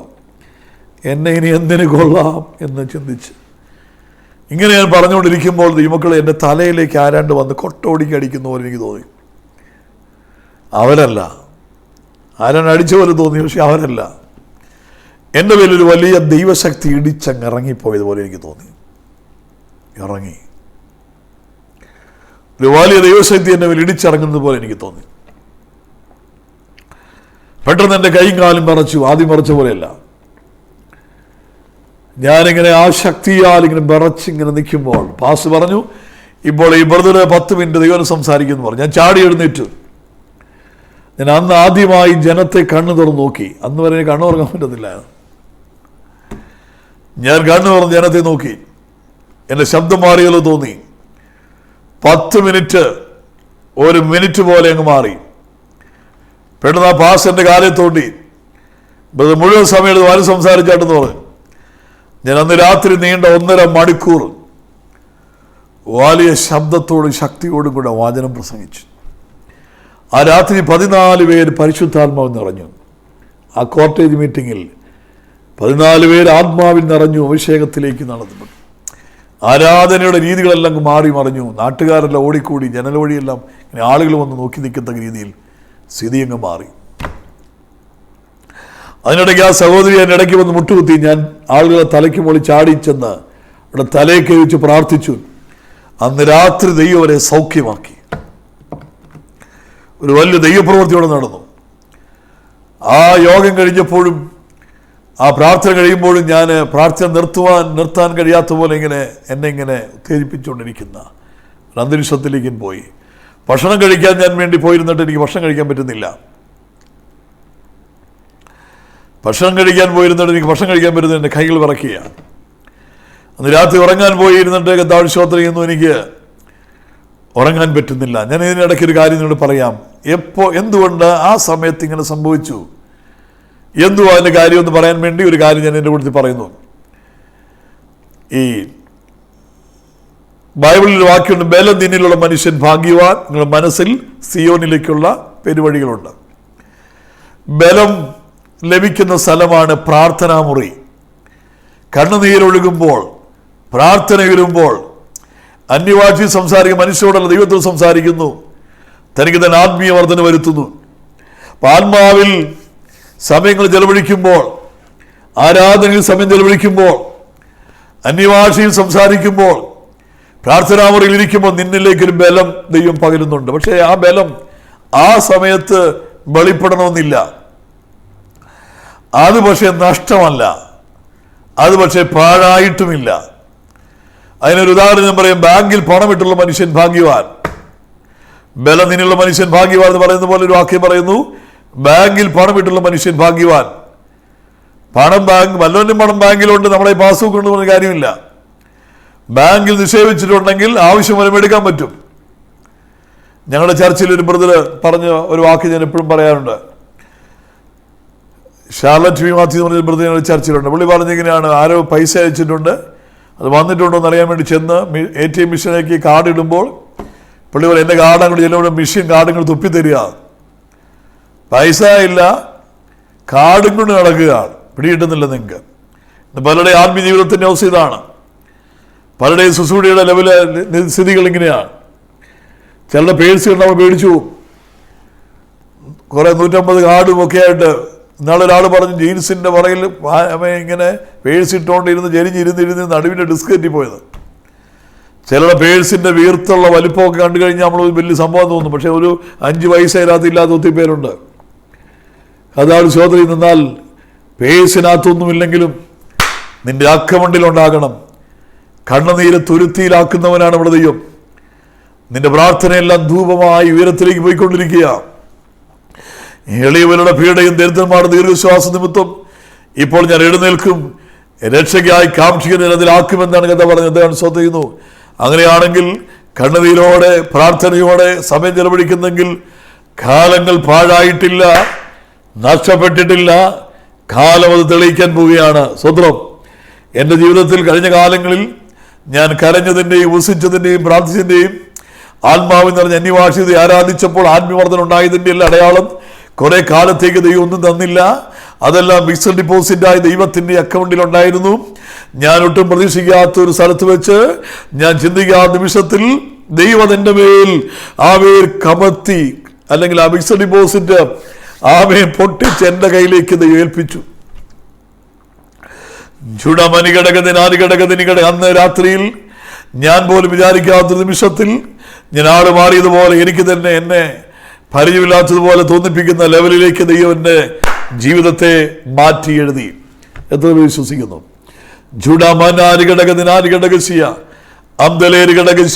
അന്ന് രാത്രി മുഴുവൻ ഉറക്കളിച്ചിരുന്ന അന്യഭാഷയിൽ ദൈവത്തെ ആരാധിച്ച് ദൈവത്തോട് ഇങ്ങനെ നന്ദി പറഞ്ഞുകൊണ്ടിരിക്കുമ്പോൾ ദൈവം എന്നോട് പറഞ്ഞൊരു കാര്യമുണ്ട്.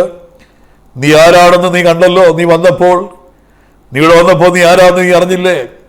നീ ഭീരുവാണ്, നീ ദുർബലനാണ്, നിസാരനാണ്, നിന്നെ കൂടെ ഒന്നും കൊള്ളത്തില്ല, നീ ഒന്നിനും കൊള്ളാവുന്നവനുമല്ല. ഇനി എന്തെങ്കിലും നടക്കുന്നുണ്ടെങ്കിൽ അത് നിന്റെ വകയല്ല, അതെൻ്റെ കൃപയാണ്. നീ ആരാണെന്നാ നീ കണ്ടത്. ഇനി എന്തെങ്കിലും നടക്കുന്നെങ്കിൽ അത് നിന്റെ വകയല്ല, എൻ്റെ കൃപയാണ്. കഴിഞ്ഞ 29 വർഷമായി ദൈവത്തിൻ്റെ കൃപയാൽ ദൈവൻ്റെ ജീവിതത്തിൻ്റെ ചരിത്രം മാറ്റി എഴുതി. അത്ഭുതമായ വഴികളിലൂടെ ദൈവം നടത്തി. അർഹതയില്ലാത്ത അവസരം നൽകി. ഇന്ത്യയുടെ 25 സ്റ്റേറ്റുകളിലെങ്കിലും ഞാൻ യാത്ര ചെയ്തു. ഇന്ത്യക്ക് വേളയിൽ ലോകത്തിലെ 23 രാജ്യങ്ങളിലെങ്കിലും ഞാൻ യാത്ര ചെയ്തിട്ടുണ്ട്. ഒരു വർഷത്തിൽ 90-95 മണിക്കൂറൊക്കെ ഒരു വർഷം ഫ്ലൈറ്റ് യാത്ര ചെയ്ത വർഷങ്ങൾ എനിക്കുണ്ട്. അതാണ് ചോദ്യം. അമേരിക്കയിൽ ഒരു 18 സ്റ്റേറ്റുകളിൽ ഞാൻ പോയിട്ടുണ്ട്. ഓസ്ട്രേലിയയിൽ ഇനി ഒരു സ്റ്റേറ്റിലും കണ്ടേ ഞാൻ പോകാനുള്ളൂ. കാനഡ തുടങ്ങി, അല്ലെങ്കിൽ യൂറോപ്പ്, അല്ലെങ്കിൽ സ്വതന്ത്രം ചെയ്യുന്നു സ്വീഡൻ പോലുള്ള രാജ്യങ്ങൾ വിവിധ ഇടങ്ങളിൽ ശ്രീലങ്ക തുടങ്ങി സ്വതന്ത്രം ചെയ്യുന്നു. സ്വതന്ത്രം ചെയ്യുന്നല്ലുയ കഥാൻ സ്വതന്ത്രം ചെയ്ത് ഇന്ത്യ ഒത്തിരി ഒത്തിരി രാജ്യങ്ങളിൽ കഥാവിൻ്റെ കൃപയാൽ എനിക്ക് യാത്ര ചെയ്യുവാൻ ദൈവനിക്ക് അവസരമൊരുക്കി. ഞാൻ പറഞ്ഞത് ചില കാലങ്ങൾ വിളി കേട്ട് പ്രാർത്ഥനാമുറിയിൽ പാതിവിടത്തിൽ കിടന്നപ്പോൾ, കണ്ണുനീരോടെ കരഞ്ഞപ്പോൾ, കഥ വിളിച്ചവൻ വിശ്വസ്തനെന്ന് തെളിയിക്കുന്ന അടയാളങ്ങൾ ജീവിതത്തിൽ അനുഭവമായി വെളിപ്പെട്ടു. എനിക്കൊരു കാര്യം അറിയാം. എൻ്റെ അറിവില്ലായ്മ കൊണ്ടും കഴിവില്ലായ്മ കൊണ്ടും വിദ്യാഭ്യാസം ഇല്ലായ്മ കൊണ്ടും എൻ്റെ ഒരു നന്മ ഇതുവരെ മുടങ്ങിയിട്ടില്ല. എൻ്റെ ഒരു വഴി ഇതുവരെ അടഞ്ഞിട്ടില്ല. എൻ്റെ ഒരു അവസരവും പാഴായിട്ടില്ല. ജൂഡമനികടകതിനികടെ എൻ്റെ നന്ദി കേടുകൊണ്ട്, എൻ്റെ അവിശ്വസത കൊണ്ട്, എൻ്റെ പ്രാർത്ഥന കുറവ് കൊണ്ട്, എൻ്റെ വിശ്വസത കുറവുകൊണ്ട് എനിക്ക് എന്തെങ്കിലും മുടങ്ങിയിട്ടുണ്ടെങ്കിൽ അല്ലാതെ എന്നെ ദൈവം വിളിക്കുമ്പോൾ എനിക്ക് എന്തില്ലാതിരുന്നോ അതൊന്നും എൻ്റെ അനുഗ്രഹത്തിന് ഇതുവരെയും തടസ്സമായിട്ടില്ല. ഒന്നും മുടങ്ങിയില്ല. ദൈവത്തിന് എന്നെ അയക്കാൻ ഏതെല്ലാം രാജ്യങ്ങൾ, ഈ മലയാളം മാത്രം വെച്ചുകൊണ്ട് ഇത്രയും രാജ്യങ്ങളിൽ യാത്ര ചെയ്യുവാനും, അത് ഒരു രാജ്യത്ത് തന്നെ 8ഉം 10ഉം പ്രാവശ്യം പോയ രാജ്യങ്ങളുണ്ട്. ജുഡമനി ഘടകത്തിനിക സന്തുരാതി ഘടകത്തിനിയ ദൈവം ഒത്തിരി വഴികൾ ഒരുക്കി, ഒത്തിരി അവസരം ഒരുക്കി. ഞാൻ പറഞ്ഞതിന്റെ കാര്യം ഇതാണ്. പ്രാർത്ഥനാമുറിയിൽ ഭാരാന്തികത്തിൽ കർത്താവിന്റെ കാൽച്ചുവടി വീണ് കിടന്നു.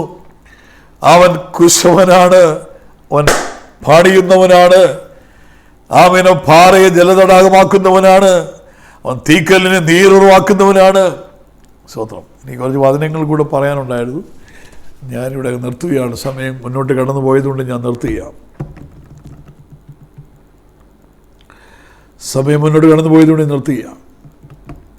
ഇതുപോലെയുള്ള പല കഥാപാത്രങ്ങൾ ഞാൻ പറഞ്ഞു വന്ന ഗദർദേശത്തെ പൂതകസനെ പോലെ പല കഥാപാത്രങ്ങൾ ബൈബിളിലുണ്ട്. ദൈവം ഉപയോഗിച്ച പലതുണ്ട്. കർത്താവിന് സ്തോത്രം ചെയ്തു. കർത്താവിന് സ്തോത്രം. ഈ പലതും പറയണം. ഞാൻ ഈ സമയം നീട്ടുന്നില്ല, സമയം അവസാനിപ്പിക്കും. ഞാനൊരു കാര്യം പറഞ്ഞ് എന്നോട് അവസാനിപ്പിക്കുകയാണ്.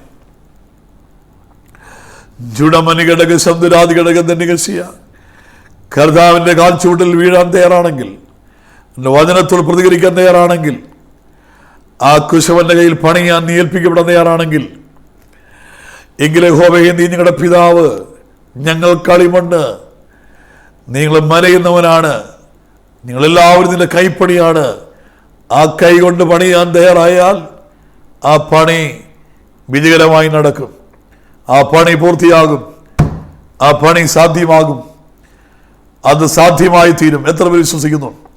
ദൈവാത്മാവിൽ പറയുന്നു, എന്നെ പോലെ ഒരുവനെ, ദൈവങ്ങളോട് ഓർപ്പിക്കുന്നു, ഈ വചനം കേൾക്കുന്നതിന് ഓർപ്പിക്കുന്നു, എന്നെ പോലെ ഒരുത്തന്, ഒരു സാധ്യതയില്ലാത്തൊരുത്തന് ദൈവത്തിൻ്റെ കരുണയാൽ ഇത്രയധികം മാറ്റങ്ങൾ, വ്യത്യാസങ്ങൾ, വിശാലത്തിലേക്ക് നടത്താൻ ദൈവത്തിന് കഴിയുമെങ്കിൽ നിങ്ങളെപ്പോലെയുള്ളവർക്ക് എത്ര വലിയ സാധ്യതയാണുള്ളത്. നിങ്ങൾക്ക് എത്ര വലിയ വഴികളാണ് കിടക്കുന്നത്, എത്ര വലിയ വാമി സാധ്യതകളാണുള്ളത്. അതുകൊണ്ട് അവൻ പാറയെ ജലതടാകമാക്കുന്നവൻ, തീക്കലിനെ നീരുറവാക്കുന്നവൻ. അത് മനുഷ്യരാലാവില്ല, ദൈവത്താലാകും. ഭൂതഗ്രസ്തനെ കൊണ്ട് ആർക്കാവശ്യമുണ്ട്? അവനെ, യേശുവിനെ ദെക്കപ്പൊലി നാടിൽ ഇളക്കുന്ന പാസ്റ്ററാക്കാൻ ദൈവത്തിന് കഴിയും. എന്തിനാ? ശമര്യക്കാരി സ്ത്രീ 5 പ്രാവശ്യം കുടുംബം തകർന്നു പോയ സ്ത്രീയാണ്. കർത്താവ് അവളെ കണ്ടു. അവളെ കർത്താവിന് വേണം. അവളെ യേശു രക്ഷിച്ചു. അവളൊത്തിരി വാചകമൊക്കെ അടിച്ചെങ്കിൽ കർത്താവ് പറഞ്ഞു, നിന്നെ അവളെ ജീവനുള്ള വെള്ളത്തിൻ്റെ കാര്യം കർത്താവ് പറഞ്ഞു അത് കിട്ടിയേ കൊള്ളാവുന്നുള്ള രീതിയിൽ അവൾ പറഞ്ഞു. അപ്പോൾ നീ പോയി, കർത്താവ് പറഞ്ഞു, നീ പോയി ഭർത്താവിനെ വിളിച്ചുകൊണ്ട് വരാൻ പറഞ്ഞു. അവൾ പറഞ്ഞു, ഭർത്താവൊന്നും ഇല്ലെന്ന് പറഞ്ഞു. അന്നേരം പറഞ്ഞു, നിനക്ക് 5 ഭർത്താക്കന്മാരുണ്ടായിരുന്നു, ഇപ്പോഴുള്ള നിന്റെ ഭർത്താവല്ല. അവൾ 15 മിനിറ്റ് കൊണ്ട് എണ്ണി നോക്കി. എൻ്റെ ദൈവമേ, അതാരാ 5 പേര്? 15 മിനിറ്റ് കൊണ്ട് എണ്ണി കണക്ക് കൂട്ടി പറഞ്ഞത് ശരിയാന്ന്. കാരണം ഒരുത്തനെ വിട്ടാൽ പിന്നെ അവനെ ഓർക്കേണ്ട ആവശ്യമുണ്ടോ? അവനെ എങ്ങനെ മറക്കാമെന്നല്ലേ വിചാരിക്കുന്നത്? അതെങ്ങനെ മനസ്സിൽ നിന്ന് കളയാമെന്ന് വിചാരിക്കുകയല്ലേ? അപ്പോൾ അവൾ ഓർക്കാൻ കുറച്ച് സമയമെടുത്തു എന്ന് ഞാൻ വിചാരിക്കുന്നത്. ഒരു കുടുംബം, ഒരു പ്രാവശ്യം കുടുംബം തകർന്നാൽ എന്ത് വലിയ വിഷമമാണ്, എന്ത് വലിയ ഭാരമാണിത്. 5 പ്രാവശ്യം കുടുംബം തകർന്നവളെ കർത്താവ് കണ്ടു, കർത്താവ് മിണ്ടി, കർത്താവ് സംസാരിച്ചു, കർത്താവ് തെരഞ്ഞെടുത്തു. ജീവന്റെ ആത്മാവ്, ജീവനെ കൊടുക്കാമെന്ന് കർത്താവ് പറഞ്ഞു. നീ എന്നോട് ചോദിച്ചാൽ ഞാൻ നിനക്ക് ജീവനുള്ള വെള്ളം തരാമെന്ന് കർത്താവ് പറഞ്ഞു. അത് കേട്ട ഉടനെ സ്ത്രീ കലവും വെച്ചിട്ട് ഒറ്റ ഓട്ടം ഓടിയിട്ടുണ്ടല്ലോ. ശമരി എന്ന് പറയുന്ന നാടിനെ അവൾ ഇളക്കി മറിച്ച് യേശു കൊണ്ടുവന്നു. യേശു ഉപയോഗിക്കാൻ വേണ്ടി തീരുമാനിച്ചാൽ ഏത് ശമര്യക്കാരി സ്ത്രീയും ഉപയോഗിക്കപ്പെടും. അവൾ പറഞ്ഞു, ഇങ്ങോട്ട് ഇറങ്ങി വന്നേ. ഇങ്ങോട്ട് പുറത്തോട്ട് ഇറങ്ങിയതേ നിൽക്കുന്നു കിണറ്റിൻകരയിൽ, അവൻ മശിഹായിരിക്കുമെന്ന് പറഞ്ഞുകൊണ്ട്. അപ്പോൾ എന്താണ് ഞാനിതിൽ മനസ്സിലായി? 5 പ്രാവശ്യം കുടുംബം തകർന്നു പോയി. അവിടെ ഇനിയും ഒന്നോടെ കെട്ടിക്കോളാനൊന്നും പറഞ്ഞൊന്നുമില്ല. 5 പ്രാവശ്യം കുടുംബം തകർന്നു പോയവളെ ഉപയോഗിച്ച് ശമരി എന്നൊരു നാടിനെ അവളെ ഇളക്കി മറിച്ചിട്ട് കൊടുത്ത് ഭക്ഷണം വിളമ്പിക്കൊണ്ടിരുന്ന സപ്ലയർ ഒരു പീലിപ്പോസ് അയച്ചു. അപ്പോൾ ആ പീലിപ്പോസിനെ ഉപയോഗിച്ച് ആഫ്രിക്കൻ ഭൂഖണ്ഡത്തിലേക്ക് ഒരു ഷണ്ണനെ സ്നാനപ്പെടുത്തി ആമേൻ അയക്കാൻ ദൈവത്തിന് കഴിഞ്ഞു. അങ്ങനെയാണെങ്കിൽ ദൈവം വിചാരിക്കുന്നെങ്കിൽ പൂതഗ്രസ്തൻ ഉപയോഗിക്കപ്പെടും, ദൈവം വിചാരിച്ചാൽ സപ്ലയർ ഉപയോഗിക്കപ്പെടും, ദൈവം വിചാരിച്ചാൽ ശമനക്കാരി സ്ത്രീ ഉപയോഗിക്കപ്പെടും. അങ്ങനെയാണെങ്കിൽ പാറയെ ജലതടാകമാക്കുന്നവൻ, തീക്കല്ലിന് നീരുറവാക്കുന്നവൻ നിന്റെ ജീവിത ചരിത്രം മാറ്റാൻ പോവുകയാണ്. നിന്റെ കാലഘട്ടങ്ങൾ മാറാൻ പോവുകയാണ്. ദൈവം നിനക്ക് വേണ്ടി ഇടപെടാൻ പോവുകയാണ്. ദൈവം നിന്റെ ജീവിതം മാറ്റിമറിക്കാൻ പോവുകയാണ്. ഒരു നിമിഷം സമർപ്പിച്ചാട്ടെ, എല്ലാ കണ്ണും അടച്ചാട്ടെ, ഒരു വാക്ക് നമുക്ക് ദിവസം പ്രാർത്ഥിക്കാം. കർത്താവേ, സ്വതന്ത്രം സ്വതന്ത്രം കരുണയുള്ള ദൈവമേ, സ്വർഗീയ പിതാവേ, നിന്റെ ബലമുള്ള കാര്യങ്ങളിലേക്ക് ഏൽപ്പിച്ച് പ്രാർത്ഥിക്കുന്നു. നിന്റെ അധികാരമുള്ള നാമത്തിൽ കർത്താവേ, നിന്റെ മക്കളെ കരങ്ങളിൽ ഈ പെരുമ്പാവൂർ വിഷൻ കർത്താവേ ഉടവല ഘടകത്തിനൊക്കെ ശന്തുരാതി ഘടകത്തിനൊക്കെ ചെയ്യാം. ഫേസ്ബുക്ക് പോയിന്റിലൂടെ കർത്താവേ, ഈ വചനം കേൾക്കുന്ന എല്ലാ ദൈവത്തിൻ്റെ മക്കളെയും, ഈ പ്രവർത്തനം നടത്തുന്ന നിങ്ങളുടെ മക്കളെയും, എല്ലാ ദൈവദാസന്മാരെയും ദൈവജനത്തെയും, ഈ ദൂത് ഈ വചനം കേൾക്കുന്ന ഈ സാക്ഷ്യം കേൾക്കാൻ മനസ്സ് കാണിക്കുന്ന സകലരുടെ മേൽ നിന്റെ അനുഗ്രഹത്തിന് കര നീ വെക്കണമേ. നിന്റെ ആത്മശക്തിയുടെ മേൽ അയക്കണമേ, ദൈവശക്തിയുടെ മേൽ അയക്കണമേ, ദൈവ ബലയുടെ മേൽ അയക്കണമേ, നിന്റെ അനുഗ്രഹം നീട്ടണമേ, ഒരു വലിയ വിടുതൽ അയക്കണമേ എന്ന് പ്രാർത്ഥിക്കുന്നു. കർത്താവേ, നിന്റെ നാമത്തിൽ മുഖാന്തരമായി തീർന്നവരെ ദൈവം അനുഗ്രഹിക്കണമേ. തമ്പിഭാഷ കല്ലെങ്കേൽപ്പിച്ച് പ്രാർത്ഥിച്ച് അനുഗ്രഹിക്കുന്നു. പ്രാർത്ഥന കേട്ടുകൊണ്ട് സ്തോത്രം, യേശു ക്രിസ്തുവിന്റെ നാമത്തിൽ തന്നെ, ആമേൻ. എനിക്ക് അവസരം നൽകിയ പ്രിയ തമ്പി പാസ്റ്ററുള്ള പ്രതി നന്ദി അറിയിക്കുന്നു. ദൈവം നമ്മെല്ലാവരെയും അനുഗ്രഹിക്കട്ടെ. സ്തോത്രം. Thank you.